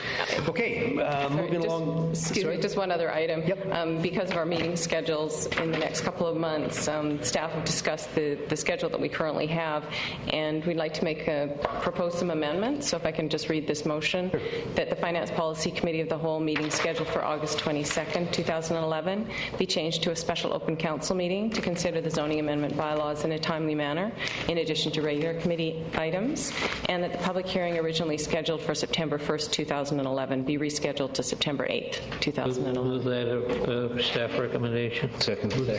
All those in favor? Opposed? Carried. Thank you. Okay. I had a great line, but I can't. So anyway, delegations pertaining to items not on the agenda up to 10 minutes. And the first speaker is Ms. Barbara Scott. Ms. Scott, welcome. You have up to 10 minutes. Your Worship and councillors, BC Hydro will be installing wireless smart meters in every home and business in our community within the near future, replacing current analogue meters. Over the last 2 years or so, meters have been mandated in Ontario and throughout the United States. Everywhere they're in use, the same problems are encountered: issues with security, safety, invasion of privacy, and health. Under the provincial charter, local governments have the responsibility to protect its residents' health and security. The purpose of this presentation is to inform you of the threats associated with smart meters and to ask that you use your authority to raise our concerns to the Minister of Health. In your package, I've provided letters from Dr. David Carpenter, MD, Professor Ole Johansson of Stockholm, Sweden, and Dr. Magna Havas of Trent University, Ontario. These very credible, independent scientists warn of the dangers from microwave radiation emitted by these meters. This type of radiation has been studied for decades by many scientists who've provided thousands of reports on the harm of prolonged exposure. In May 2011, the World Health Organization classified it as a 2B carcinogen. Cancer is not the only health concern associated with microwave radiation. Exposure has resulted in many people being sensitive to it, resulting in an environmental impairment recognized by the Canadian Human Rights Commission. It's estimated that 3 to 5% of the population are severely affected, and another 35% are moderately affected, and so wireless smart meter emissions would cause severe suffering to many in our communities. Also attached is a briefing by Cindy Sage on additional problems experienced with smart meters in California. They're using the Itron brand, the same brand being used in BC. Most smart meters use the same problems: radiation, spiking electricity on household wires that have caused fires, security breaches, harmful interference with household appliances, and invasion of privacy. All this in addition to the fact that there's been no cost savings realized. The reduction of energy which is hoped for is dependent not on the meter but on changes in patterns of usage. The plan is for people to watch the meter to determine how much electricity is being used by which appliance and at what time of the day. Now, if you're working with a family to care for, this becomes difficult.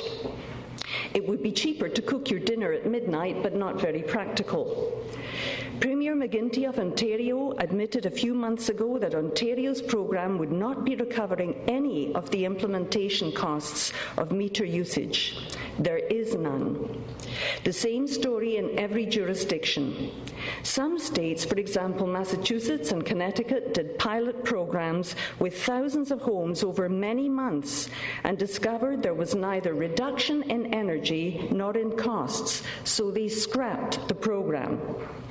The BC government approved the smart meter program with estimated costs exceeding $1 billion in the 2010 Clean Energy Act. This approval excluded any oversight by the BC Utilities Commission, as is normal, and many in the opposition have been protesting this because there was no debate in the legislature either. And so we have a major public program with no approval and no oversight. People are becoming alarmed as they learn about the details of BC Hydro's mandatory smart meter program. No opting out is allowed. So those who, for example, are sensitive to electromagnetic radiation will be subjected to this dangerous toxin.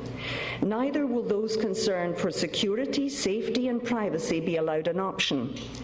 We have a choice to use other wireless devices such as cell phones or to turn them off. BC Hydro is giving us no choice but to live with smart meters irradiating us 24 hours a day, every day. On examination of various smart meters, the U.S. electrical engineers caution that each meter, in addition to an RF radiation transmitter, also has a component known as a switching mode power supply. This device is how the unit powers itself, and in so doing it emits powerful high-frequency spikes of between 4,000 to 60,000 hertz, lasting milliseconds, constantly 24/7. This phenomenon is known as harmonic distortion or dirty power. This constant high-frequency pulsing, in addition to transferring data, travels through wiring systems, causing interference with electronic equipment, as well as causing harm to living things in its field of exposure. These high-frequency harmonics may be an important reason why power bills have suddenly increased in all areas where smart meters have been installed.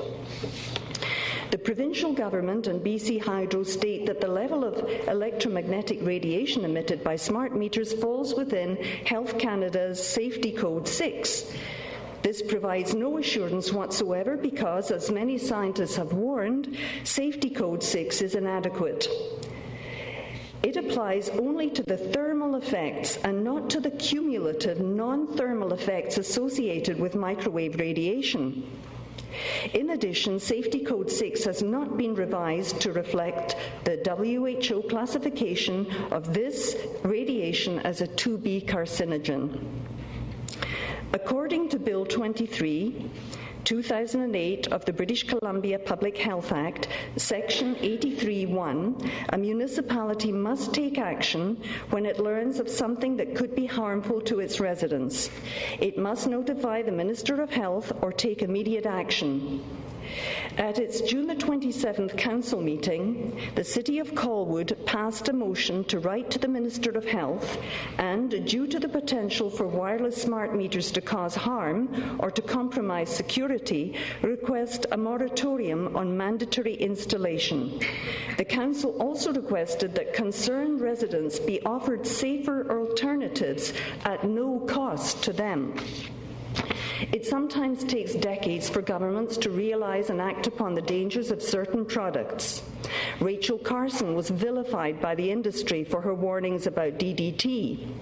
At one time, doctors even prescribed smoking as a means of reducing stress. Now, if you ask me, do I trust the information from BC Hydro as they assure us about the safety of smart meters, I would have to reply about as much as I would trust the assurances from the tobacco industry. By this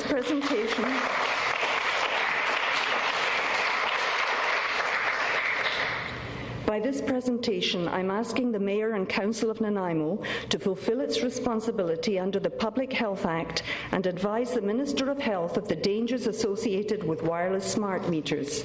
And in doing so, I also hereby ask the Mayor and Council of Nanaimo to request the Minister of Health for a moratorium on the mandatory installation of wireless smart meters until the major issues and problems are independently identified and are satisfactorily addressed, and that alternative solutions be provided at no additional cost to customers.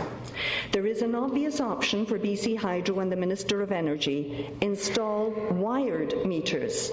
Itron, the brand that BC is going to use, makes, sells and installs wired meters which report via telephone lines or fibre optic cable, thus eliminating the electromagnetic radiation problem.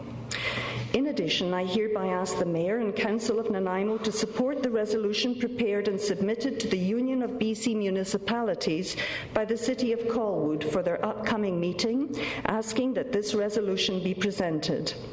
If anything's to be achieved, municipalities must stand together against the smart meter program as it now exists. Any member of the Nanaimo Council is invited to discuss this subject with the Mayor or Councillor of Colwood. And I leave you now with a very short video clip, an interview with Dr. David Carpenter, MD. Thank you.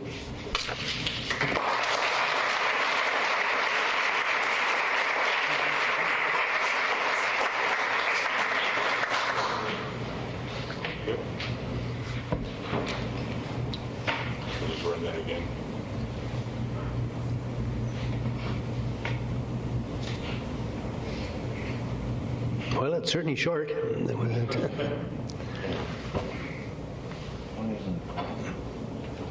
Cam, are we operational?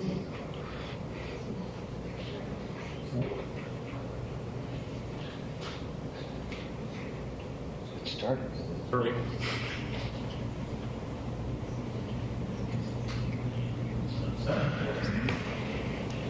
Doesn't want to play now.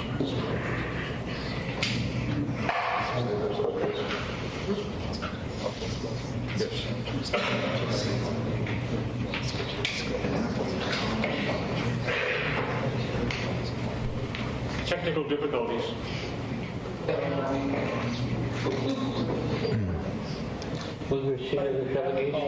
had a question. Okay, well, maybe if the delegation would like to come back, we've got a couple of questions. Where the delegate went to? Did she? Oh, there you are. If you want to come back to the microphone, and you were just very close to your time anyway. You're up to about 20 seconds away from your 10 minutes, so you were very close. But we do have some questions. Councillor Unger. Thank you, Your Worship. You mentioned the World Health Organization.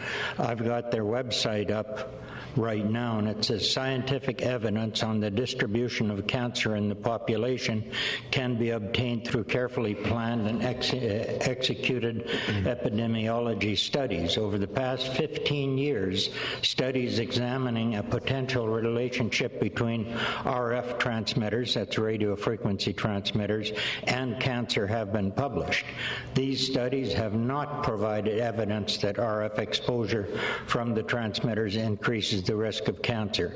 Likewise, long-term animal studies have not established an increased risk of cancer from exposure to radio frequency fields, even at levels that are much higher than produced by base stations and wireless networks. I just wanted to make on the record, when you claim something from the World Health Organization, and their website has the exact opposite.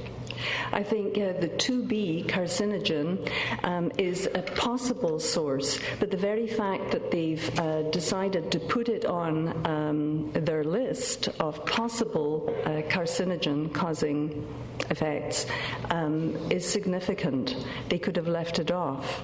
And as you say, there's not enough time to do long-term studies, but all the reports that I've read from credible scientists who are giving objective reports. They're not there to sell anything. They're there just to reiterate their findings. They're the ones that I would believe.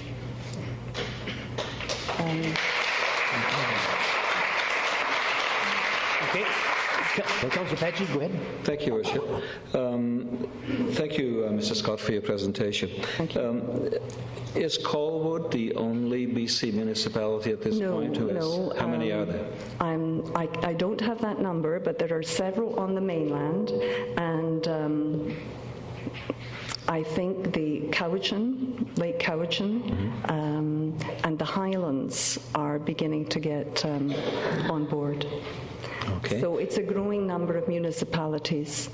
Could you find out for us who the others are? It'd be Yes, I good to could. have. Right. Yes. And then just a quick follow-up. You asked us to do 3 things, and I wrote down 2, and I missed 1. You want us to write to the Ministry of Health? Yes. You want us to support a motion at UBCM? Yes. And what was the second one? The third one? To request a moratorium until we have all the problems of smart meters ironed out. I'd like to say that we're not against technology, but we are against unsafe technology. And the fact that people can say, well, you have no proof of health damage is not the same as saying there is no risk. And I believe there is quite a risk.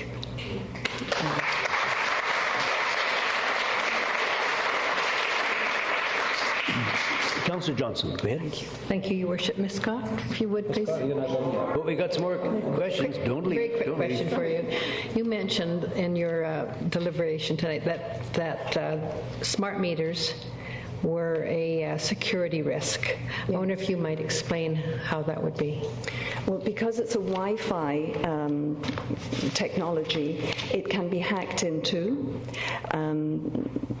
People can see whether you're at home or not. There's also all sorts of problems with interference with other technology within your home. And we think that that's very much a problem. Thank you. Councillor Holden. Thank you, Your Worship, and thank you for your presentation. And I do have a question. We'll give you a big signal when you can leave, okay? I was struck by your reference to an alternative, that there is a wired alternative. So you're not opposed to having smart meters of some sort to encourage better energy use when they work. And I mean, it's all part of trying to address climate change, I guess, in the end. Yes. So, well, it's more efficient use, so we don't have to build more power plants, at least, I would say. So you're saying that we can do this with a wired system of smart meters, and that they're available. Do you have any cost comparisons? I don't. I was told by BC Hydro in a letter that they would not be using that with us. I think they said that the density of population was too great, and by that I took them to mean that it was too expensive for them to hardwire a meter. But I think it would be more cost effective if they got it right the first time. If they put in wired meters, instead of 10 years down the line finding that, my goodness, these things cause problems and having to take them out and rewire them then, that will be a far greater cost. And as Professor Ole Johansson said, when we don't know, the science isn't exact, and they don't have enough reports of safety. BC Hydro have provided nothing that actually prove they're absolutely safe. We should be using the precautionary principle.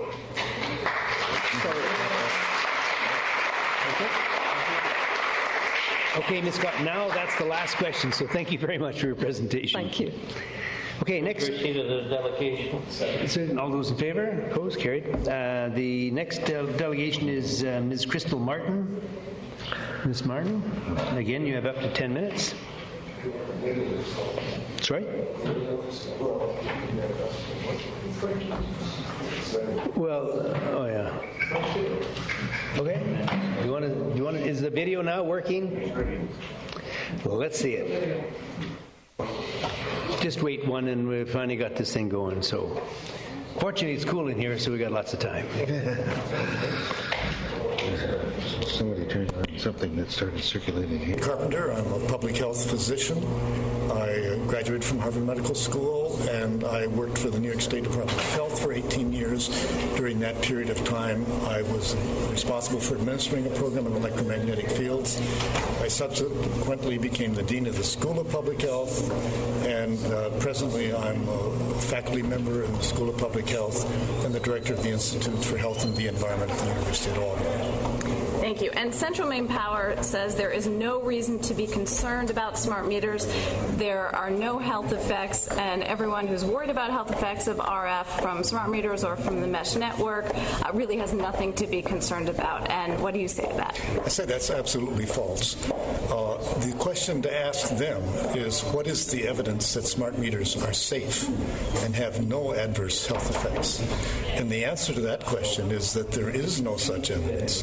And in fact, while no one has actually done human health studies in relation to people living in homes with smart meters, we have evidence from a whole variety of other sources of radio frequency exposure that demonstrates convincingly and consistently that exposure to radio frequency radiation at elevated levels for long periods of time increases the risk of cancer, increases the damage to the nervous system, causes electrosensitivity, has adverse reproductive effects, and a variety of other effects on different organ systems. So there is no reason for no justification for the statement that smart meters have no adverse health effects. Well, it should be up to each individual to identify whether or not they want to be continuously exposed 24/7 to elevated levels of radio frequency radiation. The smart meter is for the benefit of the utility. It saves them money because they don't have to then have people going out reading the meters. And it's at the expense of the consumer who has to live in the house that has this constant exposure. So an informed person should demand that they be allowed to keep their animals. Okay. Good. That's it. Thank you. Okay. I'm sorry for the interruption. Go ahead.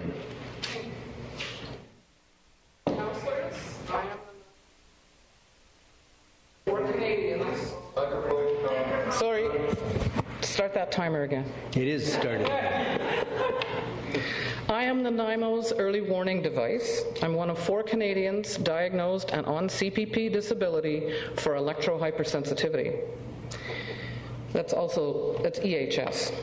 People with EHS are sensitive to man-made electromagnetic radiation, and EHS was first recognized in World War II as radio room sickness.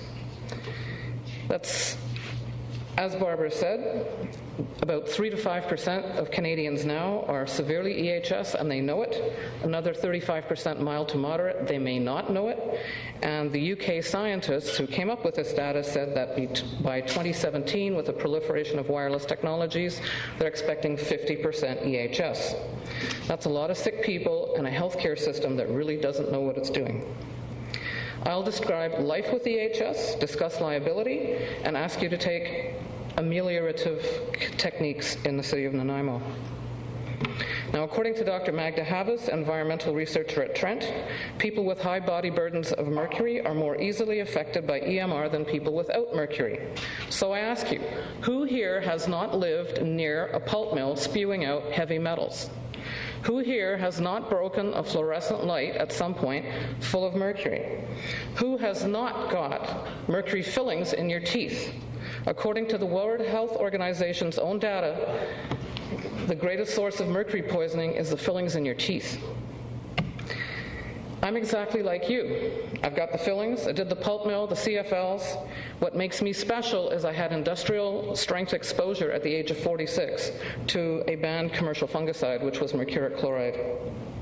I am most sensitive to radio frequency electromagnetic radiation, which I'll call microwaves. which, like lead and DDT, is a World Health Organization Class 2B carcinogen. Sources include Wi-Fi, cell or cordless phones, telecommunications antennas, baby monitors, smart meters, and smart grids. Imagine sitting in a microwave oven on low 24/7. That's what we're doing right here, right now. My immediate reaction to microwaves includes blurry vision, itchiness, nausea, headaches, short-term memory loss, sinus congestion, tinnitus, severe thirst, frequent urination, you've noticed me running in and out, disturbed sleep, and great surprise, irritability. Long-term effects of microwave exposure include DNA damage or mutations, sterility, cancer, neurological and immune system disorders, and the list goes on. Effects are cumulative. The longer and more frequent exposure, stronger signals, increasingly worse health. And who can you sue? Well, according to Eunice St. Clair, the Executive Director of Citizens for Safe Technology, most insurance companies do not insure for personal injury liability related to wireless device exposure since Lloyd's of London pulled out in 2000. The industry is self-insured. Everyone else is exposed, including school boards. And you know about Wi-Fi in schools and that debacle. Insurers are getting nervous. A tradesman who had been working near microwave antennas sued WCB Alaska for radiation sickness, and he won. Part 5.57 of WorkSafe BC regulations prohibits employers from exposing workers to Class 2B carcinogens if other options are available, and they are. It's called WIRED. Do City of Nanaimo employees know the dangers of working near microwave emitters? Blood cancers, leukemia, lymphoma, multiple myeloma are high on the list. Does the city ask Shaw, TELUS, or Rogers to turn off their antennas whenever an employee is working on an antenna on city-owned property, for example, Langara Drive above Westwood Lake, or the ice rink on 3rd Street in the middle of Buttertubs? Microwaves kill tadpoles. If leash dogs are banned from Buttertubs because they might scare wildlife, why does Nanaimo allow the marsh's inhabitants to be microwaved? EMR interferes with birds, bees, and bats' navigation systems. Bats won't forage, and bees and birds lose their way home. We know that bee populations are declining rapidly, and without pollinators, our crops will fail. These creatures, like canaries in coal mines, are indicator species. When they die, there's a problem. About a dozen microwave antennas disgrace the roof of the Coast Bastion Inn. Together with TELUS, RCMP, Ambulance, Fire, and Rogers, there are over 20 visible Class 2B carcinogen emitters on Fitzwilliam Street alone. Departure Bay is riddled with microwave antennas overlooking residential areas, schools, and parks. With my RF scanner, I can read the antenna at Vancouver Island University, which is at least a full kilometer from my house. Within 200 meters, student residences. Expect bizarre cancers. If you haven't watched this movie, Full Signal, watch it. It'll tell you all about what you can expect.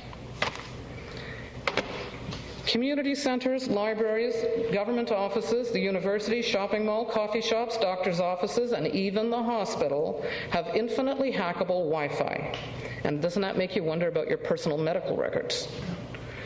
Don't you agree that that should also include, under WCB, employers have a duty to provide safe working conditions, and shouldn't that also include neighbors, customers, and patients?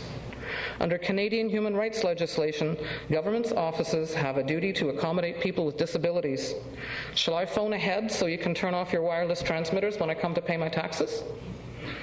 Will you call the Coast Bastion and tell them to turn off their transmitters so I can go to the library and not itch or forget why I came? How will the city deal with employees who have to work around smart meters? They run on electricity before it gets to the building. So Hydro would have to turn off the meter each time an employee works there. What's the solution? Revert to wired, stay wired. Realistically, I suspect that's not going to happen because there's too much money tied up in addicting people to being connected. To who? I don't know. However, secondhand microwaves can kill non-owners of wireless toys, just as secondhand smoke has been proven to kill non-smokers. My neighbor's Wi-Fi penetrates my house, blurs my vision, and interferes with my radio reception. I verify what I'm feeling with this meter. And how do we protect ourselves? At home, wire up. Discard your cordless phone and baby monitor in hazardous waste recycling. It's full of heavy metals. You don't want it. Refuse smart meters. Disconnect the wireless option on your computer. Turn your cell phone off and use it only in an emergency. Use only hardwired phones and computers. Monitor the radiation around you and invest in one of these. This is a cheap model, cost $1,000. Or hire an EMR specialist to come and scan the electromagnetic fields in and around your home. To my knowledge at this time, only building biology provides comprehensive certification. Buy screening fabric, this is only a facsimile, that repels 95 to 98% of RF EMR and put it over, under, and around your bed. Use the same fabric to make window curtains and a hijab or a burqa to walk outside. I expect that by 2017, this will be haute couture. Meritan and councillors, I urge you to make Nanaimo and district a microwave-free zone immediately, pending indisputable proof of safety from unbiased scientists. I further urge you to work to make all of Vancouver Island an EHS safe zone. I ask that you hire a building biology-trained EMR specialist to take readings in public buildings and to provide a public report outlining healthier ways of doing business, and then follow his recommendations. It'll save all your lives. I ask you to provide screening fabric at a cost of about $3,000 per queen-size bed to people who want or need it. And I urge you, Mayor and councillors, to make Nanaimo a truly healthy green community where birds, bees, bats, and amphibians are treated with the same respect that is ethically and legally owed to humans. I'm not a crank, I'm not a space alien, I'm not a tin capper. I am a canary. Every coal miner knew that when the canary stops chirping, it's time to leave. When I stop chirping, you guys will have no place to go unless you deal with this public health disaster immediately. Please start today. Okay, thank you.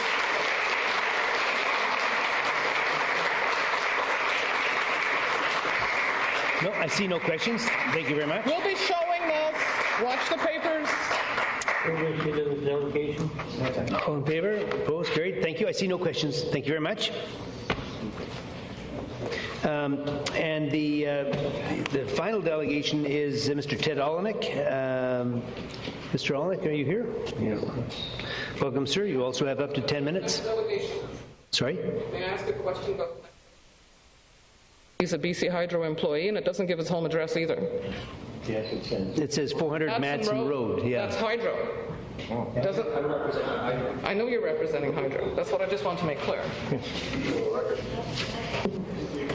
I think during the discussion he'll disclose some of that. But, welcome, Mr. Olenek. You have Thank you, Your Worship and Council.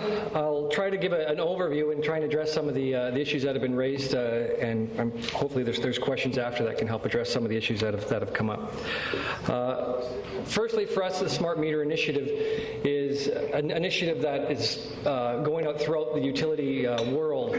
There are 250, we anticipate in the near future, over 250 million smart meters installed throughout the world. It's to help modernize the grid. Our grid is over 50 years old in this province, and we expect that everything we plug in, the TVs, the monitors, everything is modern, it's up to date, and by the time we get home after buying it, it's out of date.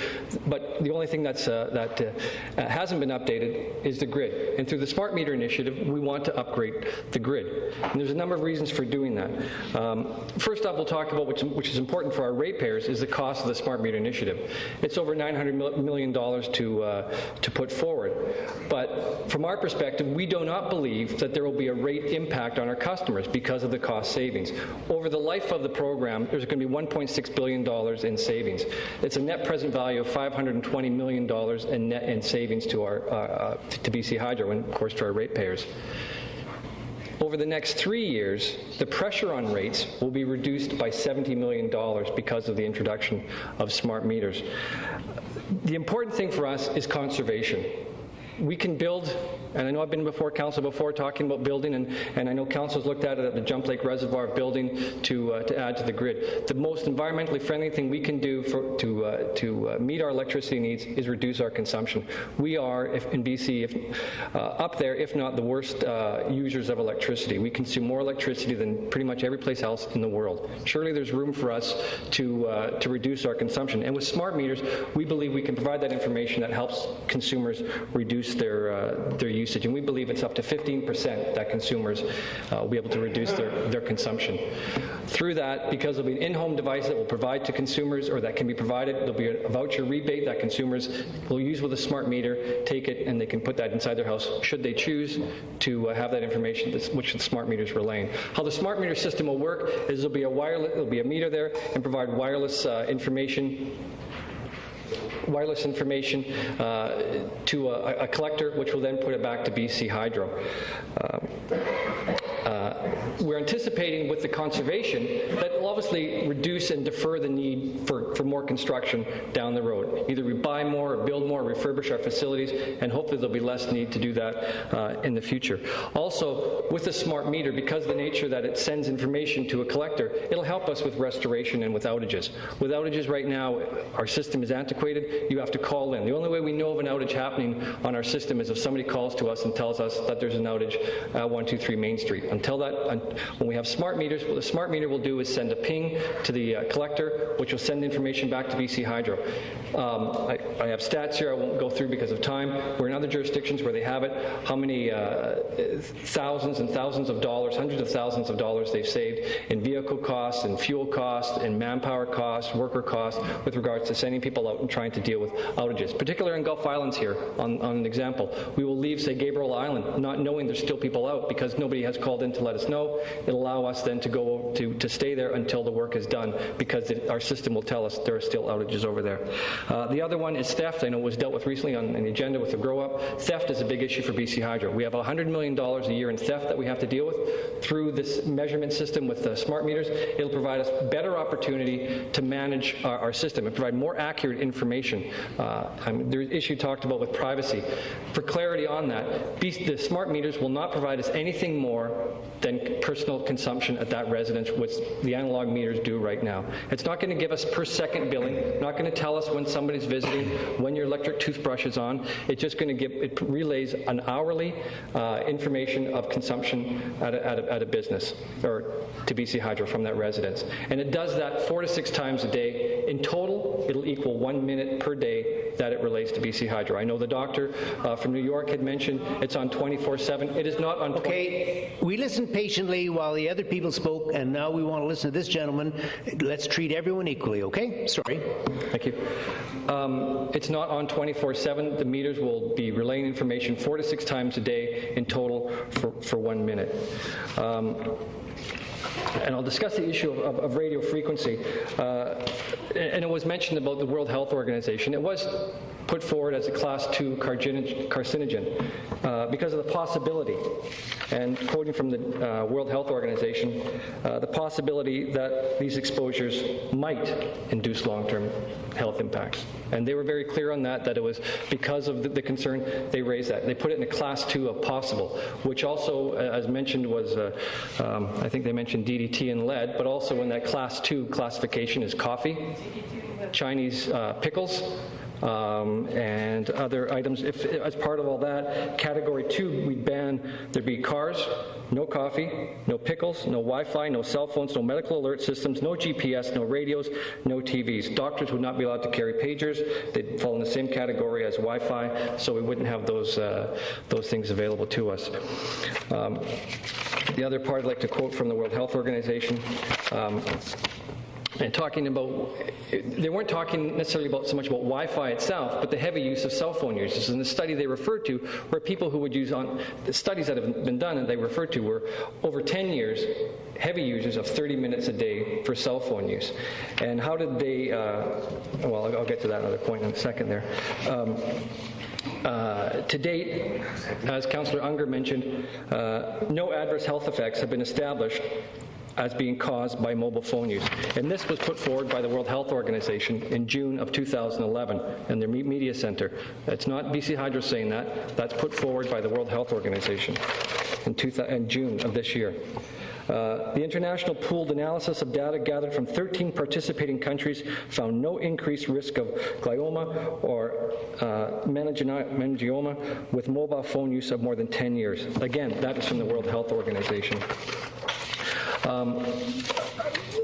In dealing with this categorization of it as a class 2 carcinogen, they did have a remedy for it, and the World Health Organization said, because it was related to heavy phone use, they said a pragmatic measure to reduce exposure to this would be use of hands-free devices or texting. That, again, is from the World Health Organization. That's what they referenced, to avoid that. Not the elimination of Wi-Fi networks, perhaps using hands-free or texting, again, from the World Health Organization. As I mentioned, it uses 4 to 6, it produces a signal 4 to 6 times a day, or 4 to 6 times a day in total of a minute. And it was mentioned about the precautionary principle, and some experts that, I forget her name, I think it's Magna Havas, mentioned in a recent CBC program talking about the precautionary principle, and it's not using Canadian guidelines as Category 6 was not acceptable. And Switzerland was cited by her as an exemplary place to look at. We are better than Switzerland's level for EMF for radio waves. And I want to clarify, it's not radiation, it's not microwaves, it's radio waves, much like an AM or FM receiver and transmitter. And we are better than Switzerland. Switzerland's precautionary principle, precautionary means in light of evidence, you have a precautionary principle. They're at 4, I think it's 4.5. Our smart meters are at 2, and we're being very on the high side of that. Just to close up, to put it in perspective, a 30-minute cell phone call for one day, if you had a 30-minute cell phone call, that would equal your exposure to a smart meter over 20 years. And to put measurements of what it would equal, 4 minutes in a coffee bar like Starbucks or Sirius Coffee that has Wi-Fi, 4 minutes there is equal to the exact same exposure you would receive for 1 year with a smart meter.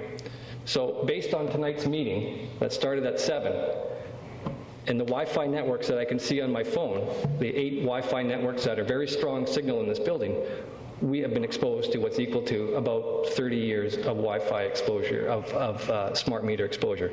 And that would be based on the fact you would have to be standing by the smart meter every time it transmits to the base.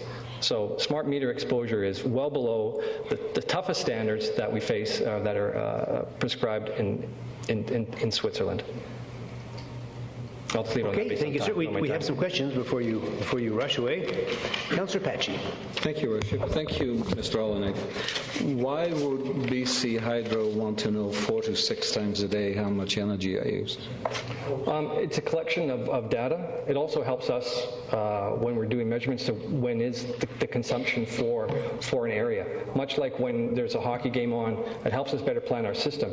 Also to know if a system's on or if it's off, we can determine if that's on. Much like, I was going to say, the water system, how the water, I remember seeing a news program, they'll watch a hockey game or large TV programs to know when people make a trip to the washroom to make sure the system can accommodate, and it's based on that. So for us, we want to make sure we have an idea of when the consumption pattern in an area, we can adjust to that. This also helps us plan our system down the road. That does tie in, though, into the matter of privacy, does it not? If you can measure what I'm doing.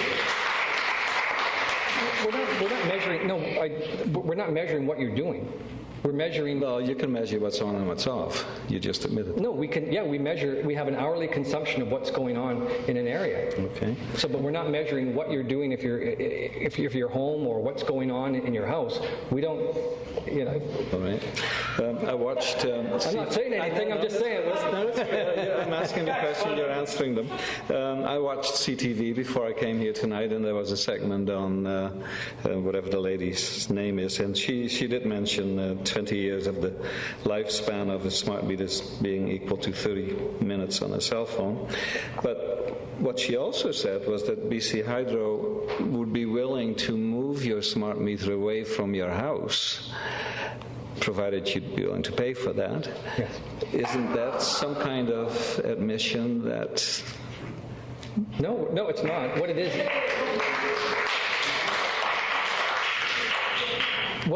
it's an accommodation. It's not an admission. Our smart meters are well within the most stringent guidelines set by any jurisdiction in the world, well within any guidelines. What we're trying to do is accommodate residents, customers who don't want a smart meter by their home. But we have $1.8 million customers, so we can't design a system based on individual needs. The system is there, and if people would choose to have something different on their property, that's their prerogative, and we'd be willing. We own the meter. Where the meter box is, they can move that. So it's a question of us willing to accommodate. Thank you. Councillor Oldham. Thank you, Your Worship.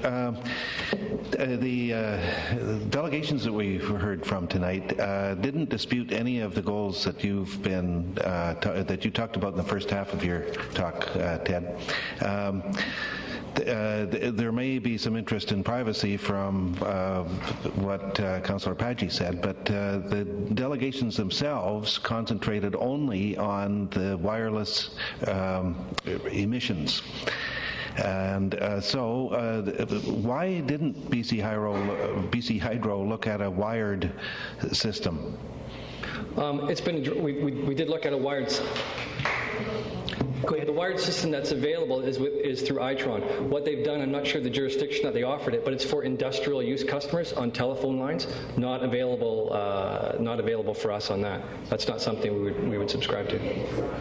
Is there other? I mean, apart from its availability, would you have chosen? Well, is there some reason why you wouldn't have chosen a wired? Is it too expensive, or what is it? What is the issue with that? The issue, of course, is information flow. I mean, we want to make sure that...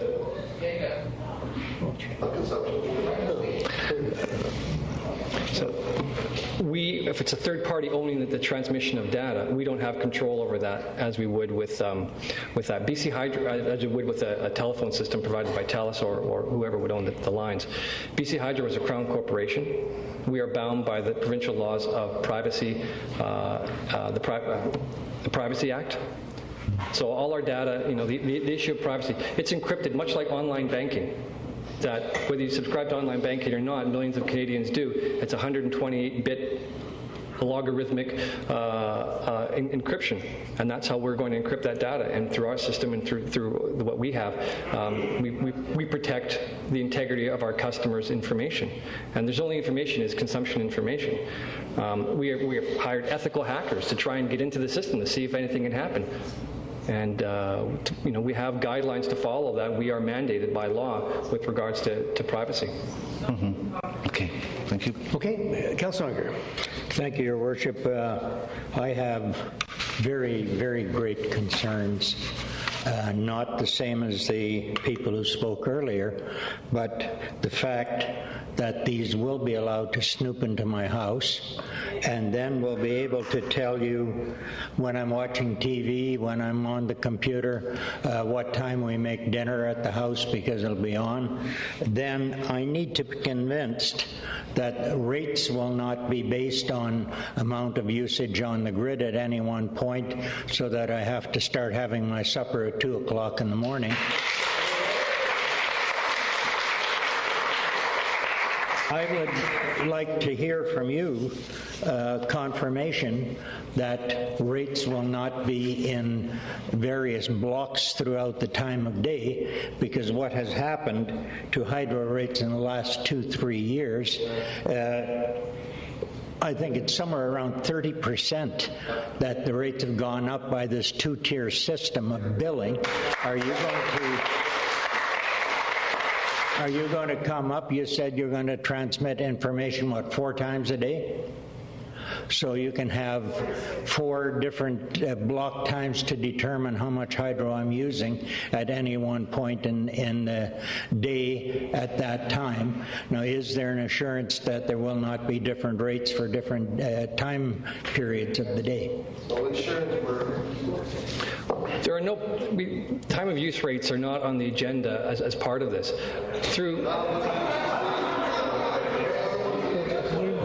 I'd like to buy some land in Florida. Time of use, there could be a government directive by any government, but time of use rates are not part of this program. Through smart meters, and we believe through conservation that people will see what they're using.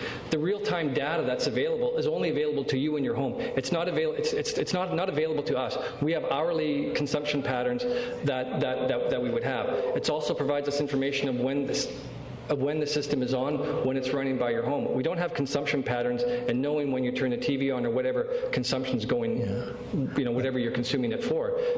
The information is there to ensure that we know the system is operating, but it also provides us...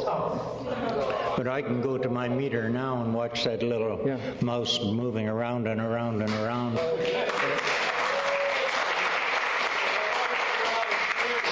No, and just because I'm going to be making supper, I'm not going to look at a meter and say, oh, crap, I better hold off on supper because we're using too much power at this time. But in all fairness, we're not asking you to, what people want to do to conserve. We're not saying don't eat dinner at dinner time, but we're hoping with smart meters and the in-home device will encourage conservation, and people will be able to see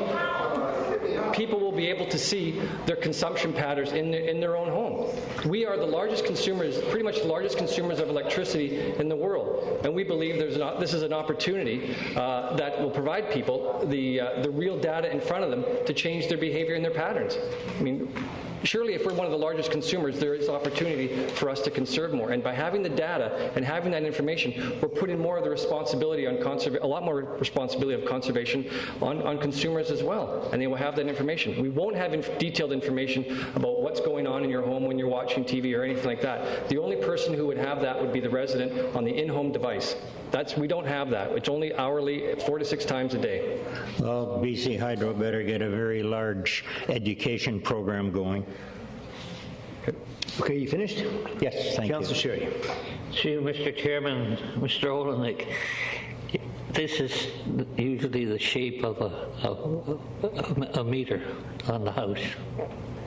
Okay? They're usually round, aren't they? And they got a glass cover over top of them? Yep. Okay.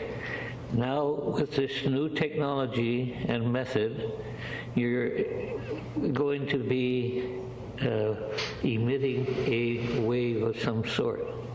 Now, which way is that wave coming out of that glass? Is it coming this way, sideways, or backways? Well, it's emitting. The intent of the smart meter is it's going to emit to a collector on a pole, like a transformer that will collect the information there. And it'll have a backing that sends the information, directs it out there. It's much like a Wi-Fi that this room, there's 8 Wi-Fi networks that you could pick up on your laptop in this room right now. 8 laptops, 8 Wi-Fi networks, the same thing would be a smart meter. Okay, but the big thing is, and you've indicated that there's going to be 4 or 5 pulses per day from each individual meter to hydro, and the average length of that transmission is how long? In total, it would equal in total per day, the 4 to 6 transmissions would equal a minute in total per day. A total for a minute per day. Because I heard earlier in one of the presentations, one of the problems is exposure for a long period of time creates a problem. So in other words, in order to get 1 minute of radiation or whatever from this thing, I have to position myself in front of that meter for 24 hours? Well, the meter would, it's a total, it would be 24 hours. I mean, you're not saying that 5 after 1 and 5 after 2, you're going to do the emissions. Right, I see your question, It would have to be, for 24 hours, you would get the 1 minute exposure. Okay. my biggest concern with this whole issue is employment. Okay? Because as far as I'm concerned, here you're putting these in, and you're going to be laying off people that go around reading news. You know, so from my perspective, and it was very interesting last week to listen to a couple of radio stations that had not only scientists but medical people on, plus other people there, and listening to the various scenarios that were being discussed. And the matter of exposure. I mean, when we start looking at our own private residence, how many in the room here own a microwave? And do we turn that on, or do we... I was in the dentist chair the other day, he took an x-ray, so he wrapped me up in lead. You know, so, you know, all these things that we have to do. And I'm concerned, but I'm not. I'd sooner have those people walking into my lot, reading my meter, and going that route than further. Councillor Johnson. Sorry, go ahead. The meter readers are employed by Accenture, and there will still be meeting readers for Fortis, which for gas throughout the province. So they won't be. And when we install the meters, there'll be 350 to 400 jobs temporary jobs installing the meters. And there's still the immense opportunity for jobs after that in the green economy. Things are moving along, and what will happen with smart meters, the benefit of smart meters is, I'm sure you're familiar with the net metering program. Smart meters will allow you to put on solar panels, have any sort of self-generation at home, and make it much easier rather than having to do the 2-meter program or anything. With that, you would be able to sell back to the grid, yeah, you can do that now, but with smart meters, it makes it easier that anybody can do that. They can hook up, and with the advent of electric vehicles, you see more electric vehicles coming along. The two-way flow, or the flow of electricity from electric vehicles with a smart meter will allow, possibly, depending on what you have in your vehicle, to go back into the grid, and then you can sell that electricity back to BC Hydro. Again, it's to help us so we can conserve and not have to build as much down the road. That's one of the issues. Okay. Councillor Johnston. Thank you, Your Worship. Councillor Sherry pretty well asked my question. I was also concerned about the manpower issue, because you said one of the cost-saving measures would be that meter readers would not be required. And as you know, Nanaimo, unfortunately, suffers one of the highest unemployment rates in the nation. And I would hate to see more people, more citizens displaced, or positions being displaced by the implementation of smart meters. So.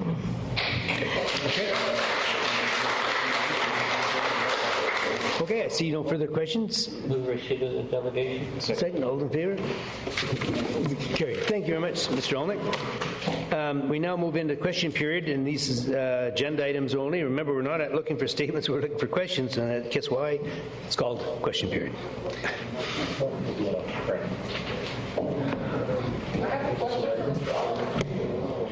Get in line. Ms. Taylor, go ahead. Fred Taylor, 204 Emery Way. You supported 811 telephone number. Who's going to pay for it? Is it going to be service fees like 911 on all our bills and everything else? That remains to be determined. And yet you voted for it? I asked the BC government to look into it. 256 Legion tax exemption. There's a restaurant carrying on there for lunch and suppers. No, they're not. They have moved out. When did they move out? Within the last week or 10 days. Thank you, sir. On page 180, about your bylaw update, you're talking about in progress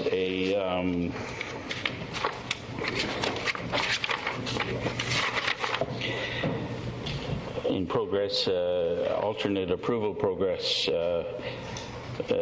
for the contract between the city and Harmac Pulp Mill re-emergency water. Could you tell me when that process is, any dates on the process, when it's up or? You're asking for the deadline for the emergency water connection, AP? The deadline for receipt of electoral response forms is August 31st. Thank you. August 31st. Why would we be spending money and notices in the paper for the contracts to build the line at this time when you haven't given that process a fair opportunity to happen? Is it a done deal whether somebody gets together the vote to say no? Is it a done deal that we're still going to build it? Now,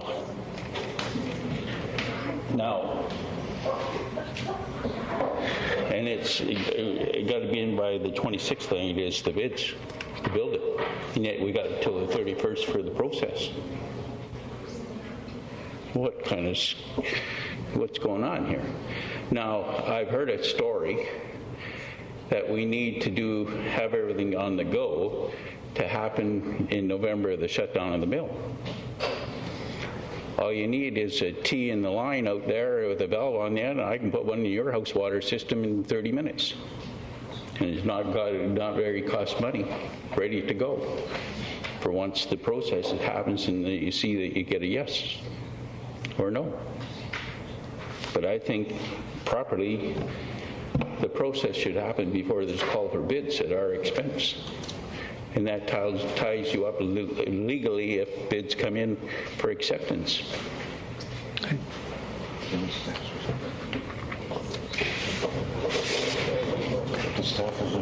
Is there a comment from staff on that?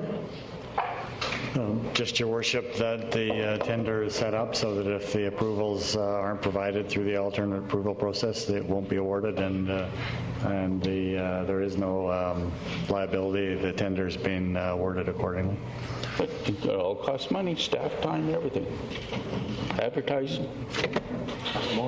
And if we go to page 105, please, of your dealing with Westwood RV Park, or whatever the proper name of it is, you have a map of the park up there and an idea of park dedication.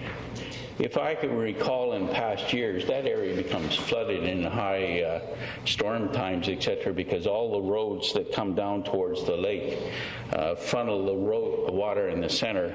There's no storm drains or anything in this property, and that area floods.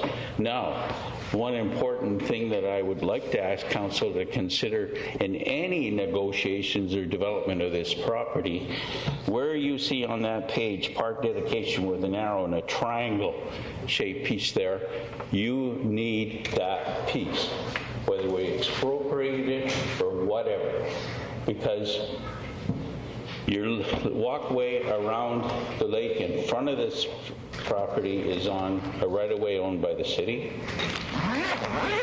Adjoining this to the east along the waterfront with a walkway is privately owned that you're trespassing for many a year. And I suggest that you grab that corner there so that you can come from the leased property from the province, which has got a dirt parking lot on it, to get around that lake because of the private property frontage to the east corner of that property. And unfortunately, I have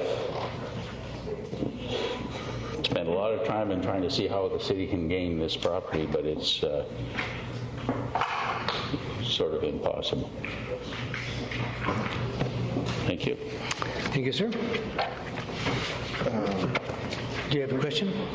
Can staff confirm that that's our intent, is that as a amenity for this process, that we would get that chunk of land that Mr. Taylor is talking about? Page 105 identifies the proposed park dedication. the dark shaded areas along the waterfront, as well as one or two pieces that are further into the park. I'm just not familiar with which properties that Mr. Taylor's talking about. Maybe he can look at that. The piece that is in gray that says parkland dedication floods. The corner that I'm speaking of is where you got park dedication sign with an arrow. That corner that's in gray.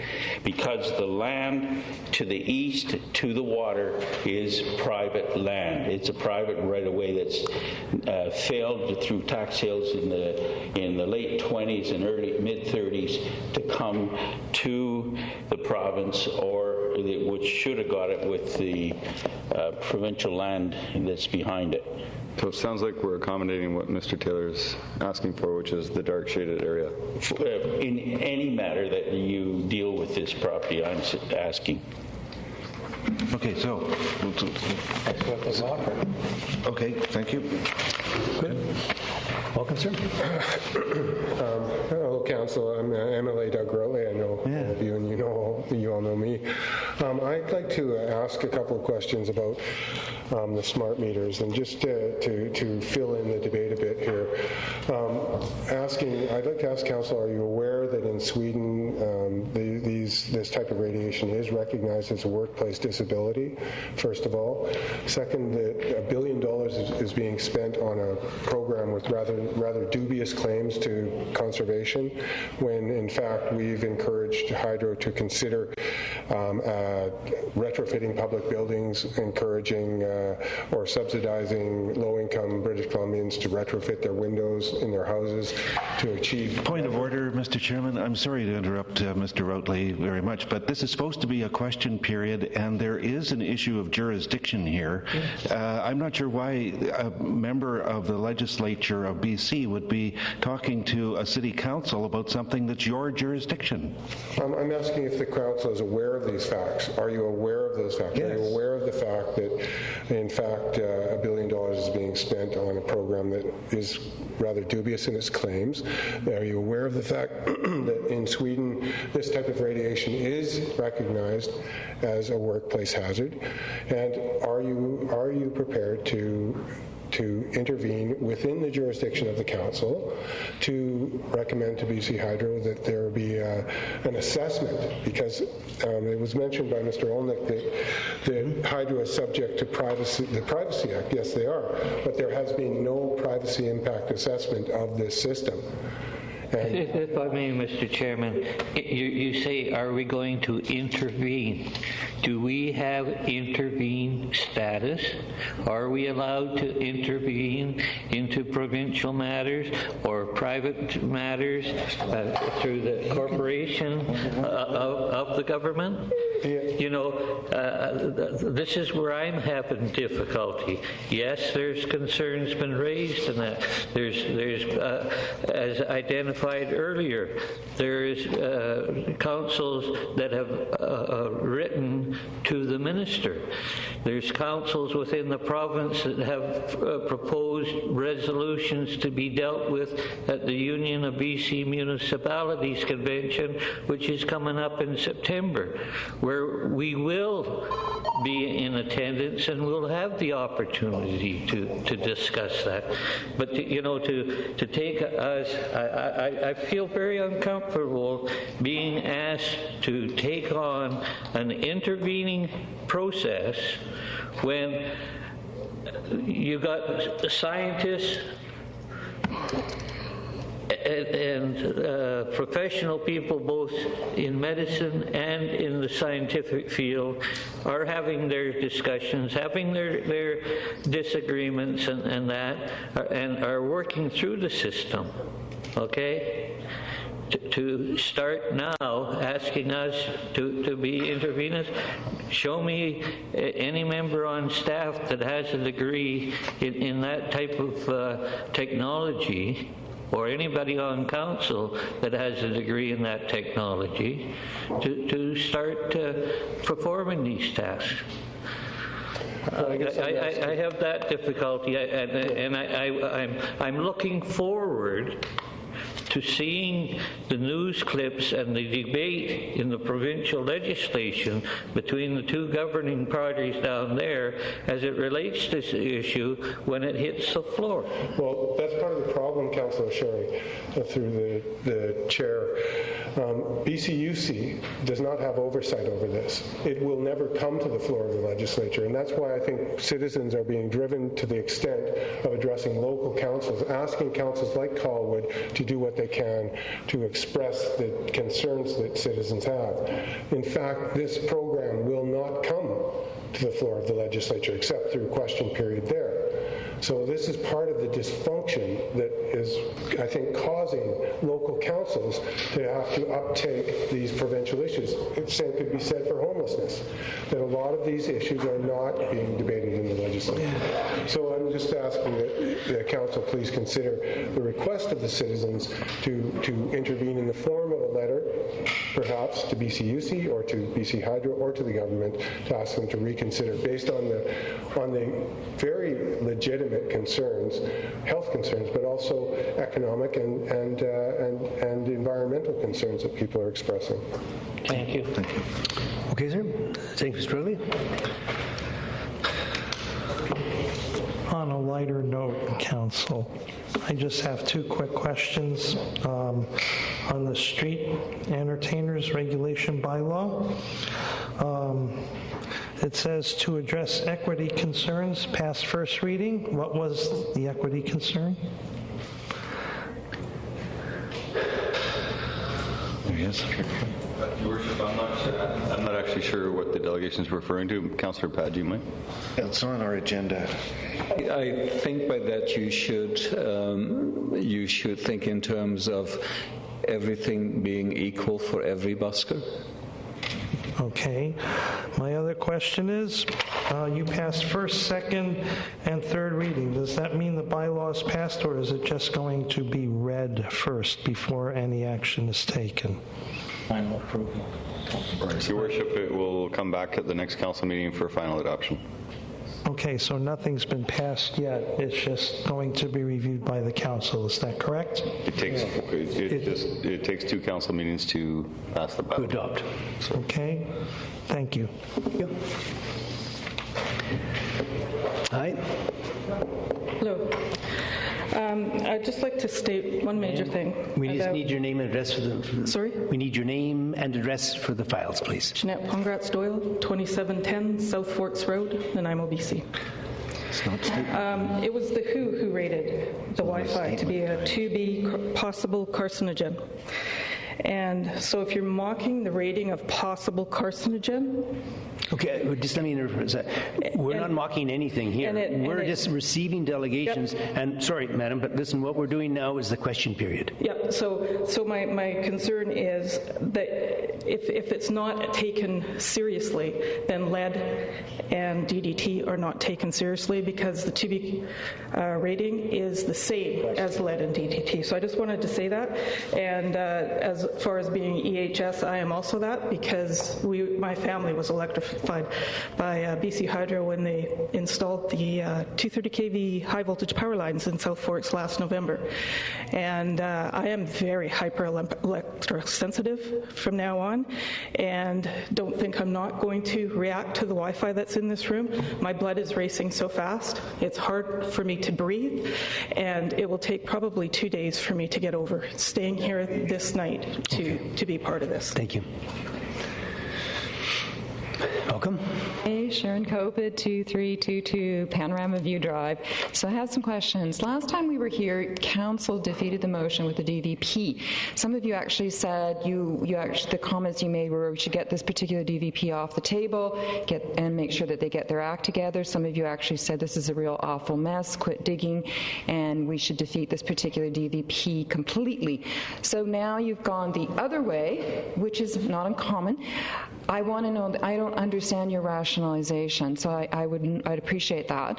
I also have some other questions as to what assurances council can give us with respect to this not morphing into something else, because we know we've gone from an A2 property, which was a campground, to a strata, to now tonight a strata sort of title issue. with almost no setbacks. And I also want to ask the question, what's the incentive for individuals to follow the rules of the day when council, in fact, allows you to break them and then ratifies that particular thing? How is that fair to residents like myself who follow the rules and there's no incentive for me to do that? So I just want to understand your rationalization for your change. I would really like to appreciate how you can make sure that the community doesn't have to come back again for another morphing.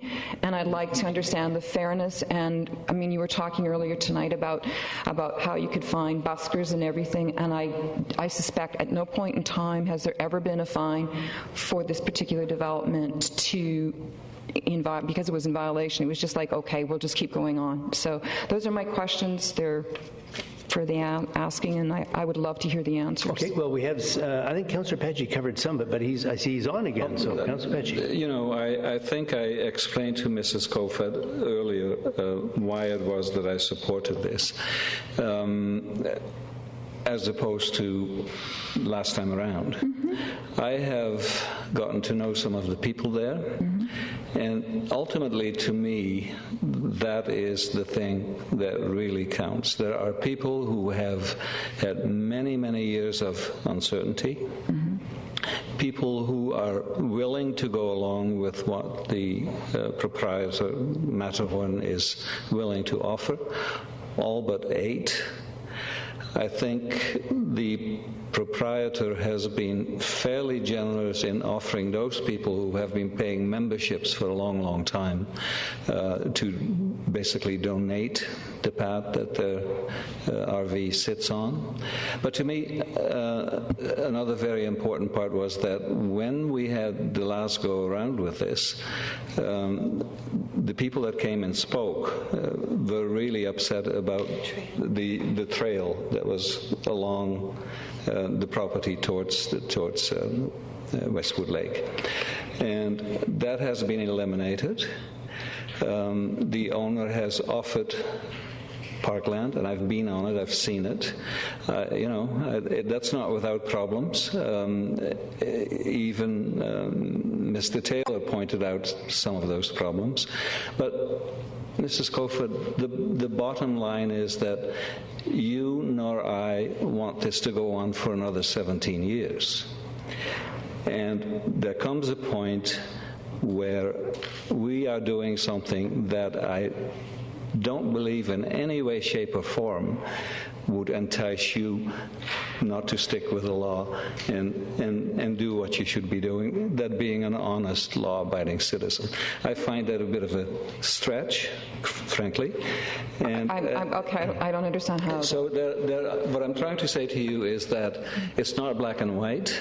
It's been a really difficult decision, and I have to tell you, it wasn't a very palatable one to me because of the history. Nevertheless, I have come to the conclusion that this is the best thing for the people who live there. Not for the owners, for the people. For the people who live there. Okay. And my decision is based on that. Okay. Okay. Your Worship, I just wanted to point out and clarify that there's no decision been made tonight. This is just actually a decision to proceed with public notification to hear from the neighborhood, and that will happen at the next council meeting with the appropriate notification being done. So many of those questions, I wouldn't presume that council has made up their minds, would come from that public input. So we get to come back again. Interesting. Any other questions? I would like Bill. Yeah, Bill. Okay. I'm sorry. Well, we have several speakers here. Councillor Bestwick. Thank you, Worship. I just answered your question, Sharon. I'm hopeful that this will provide us a greater degree of clarity and some level of certainty moving forward on how this property will be developed. And as you well know, this has been documented with many, many blemishes for many, many years and a couple of decades. And assumedly that there will be some conformity that will create some degree of genuine certainty how this property will move forward. And until such time as we make some alterations to mitigate the situations that have happened time over time. And this may not be perfect, and it may not still be without its awkwardness and without its blemishes, but I do think it's moving in the nearer to the right direction. At least I'm hopeful of that. So by doing nothing is easy. By trying to do something, but I'm wondering, may not satisfy everybody. But I'm just trying to answer your question: why I changed or we changed that. And I'll just finish by saying that the property lines that, and I'm sure there's issues with the mobile home park on the other side that is dealing with a different set of rules and regulations. But this is 17 years old. The 3-meter buffer, I personally think is, from walking the site and multiple times, I think it's acceptable, and I think that minimizes the potential disruption to practically every unit on both sides. So it might not be perfect, but it's nearer to what I think is acceptable. That's why I did what I did. Okay, Councillor Unger. Thank you, Your Worship. We talk a lot in our community about affordable housing. This type of housing, especially the people who live there now, have chosen that type of housing, and we can give lip service all we want. We have to find some places for affordable housing, and this is just one of them. I'm sure you're aware of all the arguments that have been going on about housing for the homeless people, and this is just another element of providing housing, the ability to have housing for everybody who lives in Nanaimo, and we have to strive toward that. Okay, Councillor Johnstone. Thank you, Your Worship. I, like my colleagues, the 3-meter buffer, I think with the large evergreen trees on either side presents a very good buffer. The trailway, I didn't like that trail going through the property before. I thought it was too close to the Nichols or to the Russells property, and I thought I was glad to see that removed. As well, the densification, some people choose to live in a densified area because of financial or other reasons, and I approve this because of that. Also, the need for people to have backdoor entrances, Sharon, is for the safety issue, and in case of fire, I think it's very important that we allow them that.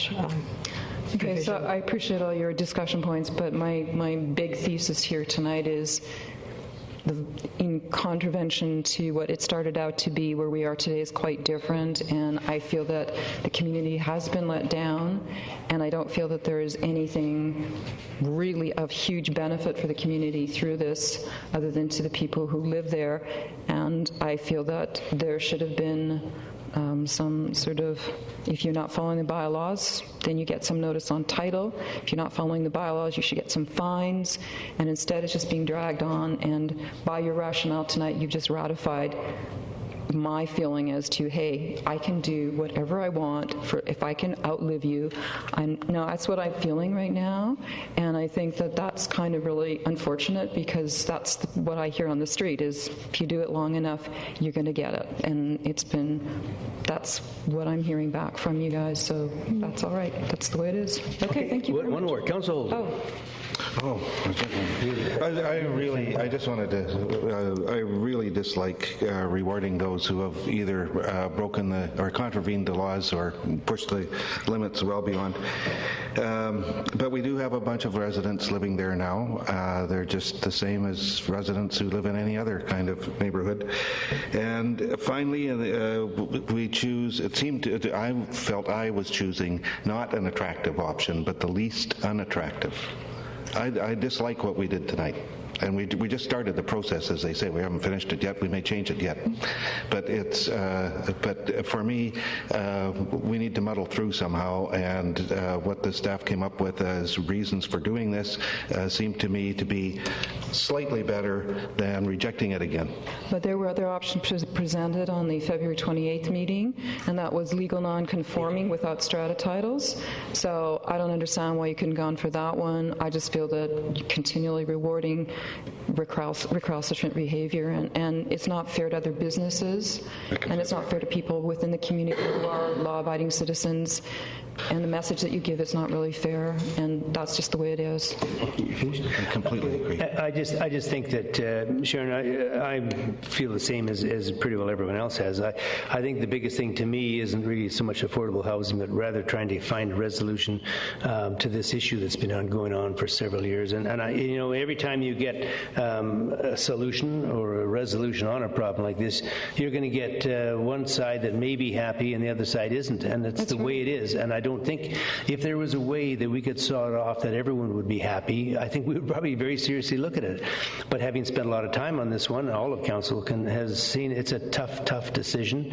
It's not one that we're making lightly, and I think really the whole goal is to try to get past this thing, and I know that what your feelings are, and I respect that. And can you then try and write something very specific so it can't morph again into something else and really nail it down in this DVP so that we don't see any further developments of houses or log cabins or things like that?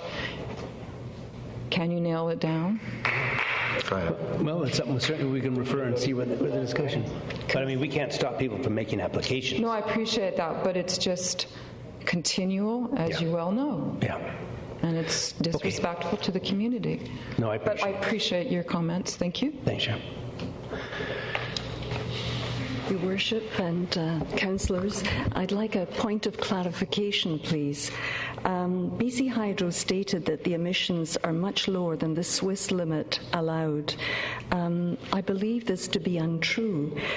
They say that the radiation is 2 microwatts per square centimetre, and I'm not a technician here, when in fact it's an average of 20 microwatts per square centimetre.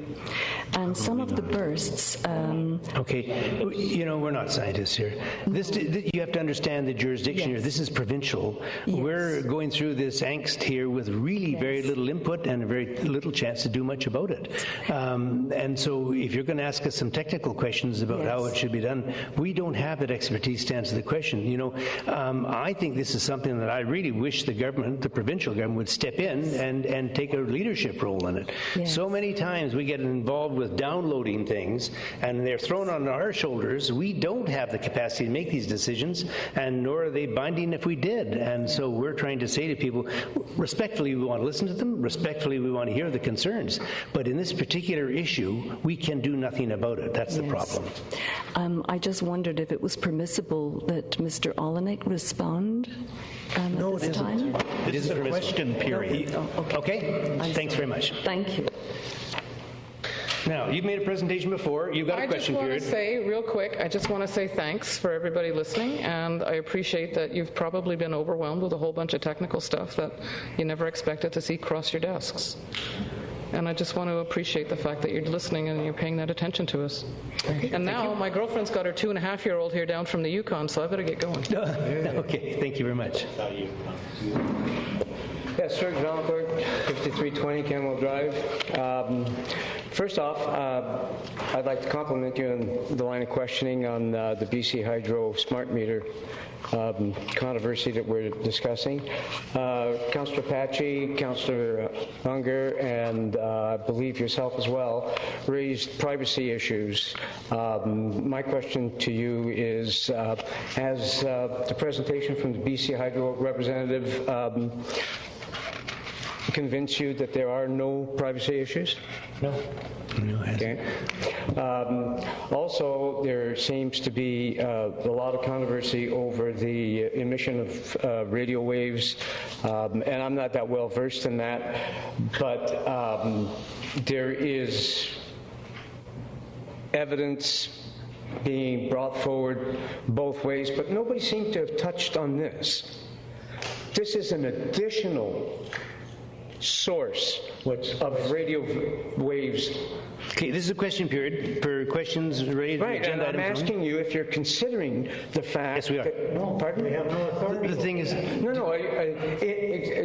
Have you not been asked to take a position on behalf of the citizen of Nanaimo regarding smart meters and the process that it was brought in, the health concerns that people have, to make an informed decision yourself as to whether or not you support it or whether or not you believe there should be more information available? We have no authority, so You might not have the authority to change it, but you have the authority to take a position that, based on the information provided to you, that you do have some concerns. Well, we're thinking about it. no, but you're on here. Do you want to speak? Oh, okay. Sure. Councillor Oldham and then Councillor Patchy. I'm just going to say we're thinking about it. It's question period. There's nothing else on the agenda and no room to make a motion if we wanted to. So, but we're thinking about it. We've just received all this information tonight. Okay, because I understand you're going to the council of municipalities, and I am hopeful that you will consider doing a little more research and maybe taking a positive stand on behalf of the citizens in Nanaimo. Thank you, sir. Thank you very much. Unless you want to. Robin Winkler, 2343 Albert Road. My question is with regard to the low-cost housing, did you people know that the lots are going for $100,000 when they are on the market for sale? I personally think that's not very cheap housing. Okay, thank you. Harry, is there anyone else? Thank you, Gordo. So for Nichols Street, I'm not going to talk about smart meters. I believe I can read mine the way it is. It's as smart as I want it. Is there not going to be a public hearing with regard to the street entertainers bylaw? I think we actually did have that. We invited. No, you had a public meeting. Sorry? It's not an issue for a public hearing. It's not The public hearing is a process used for land use bylaws, so this is not a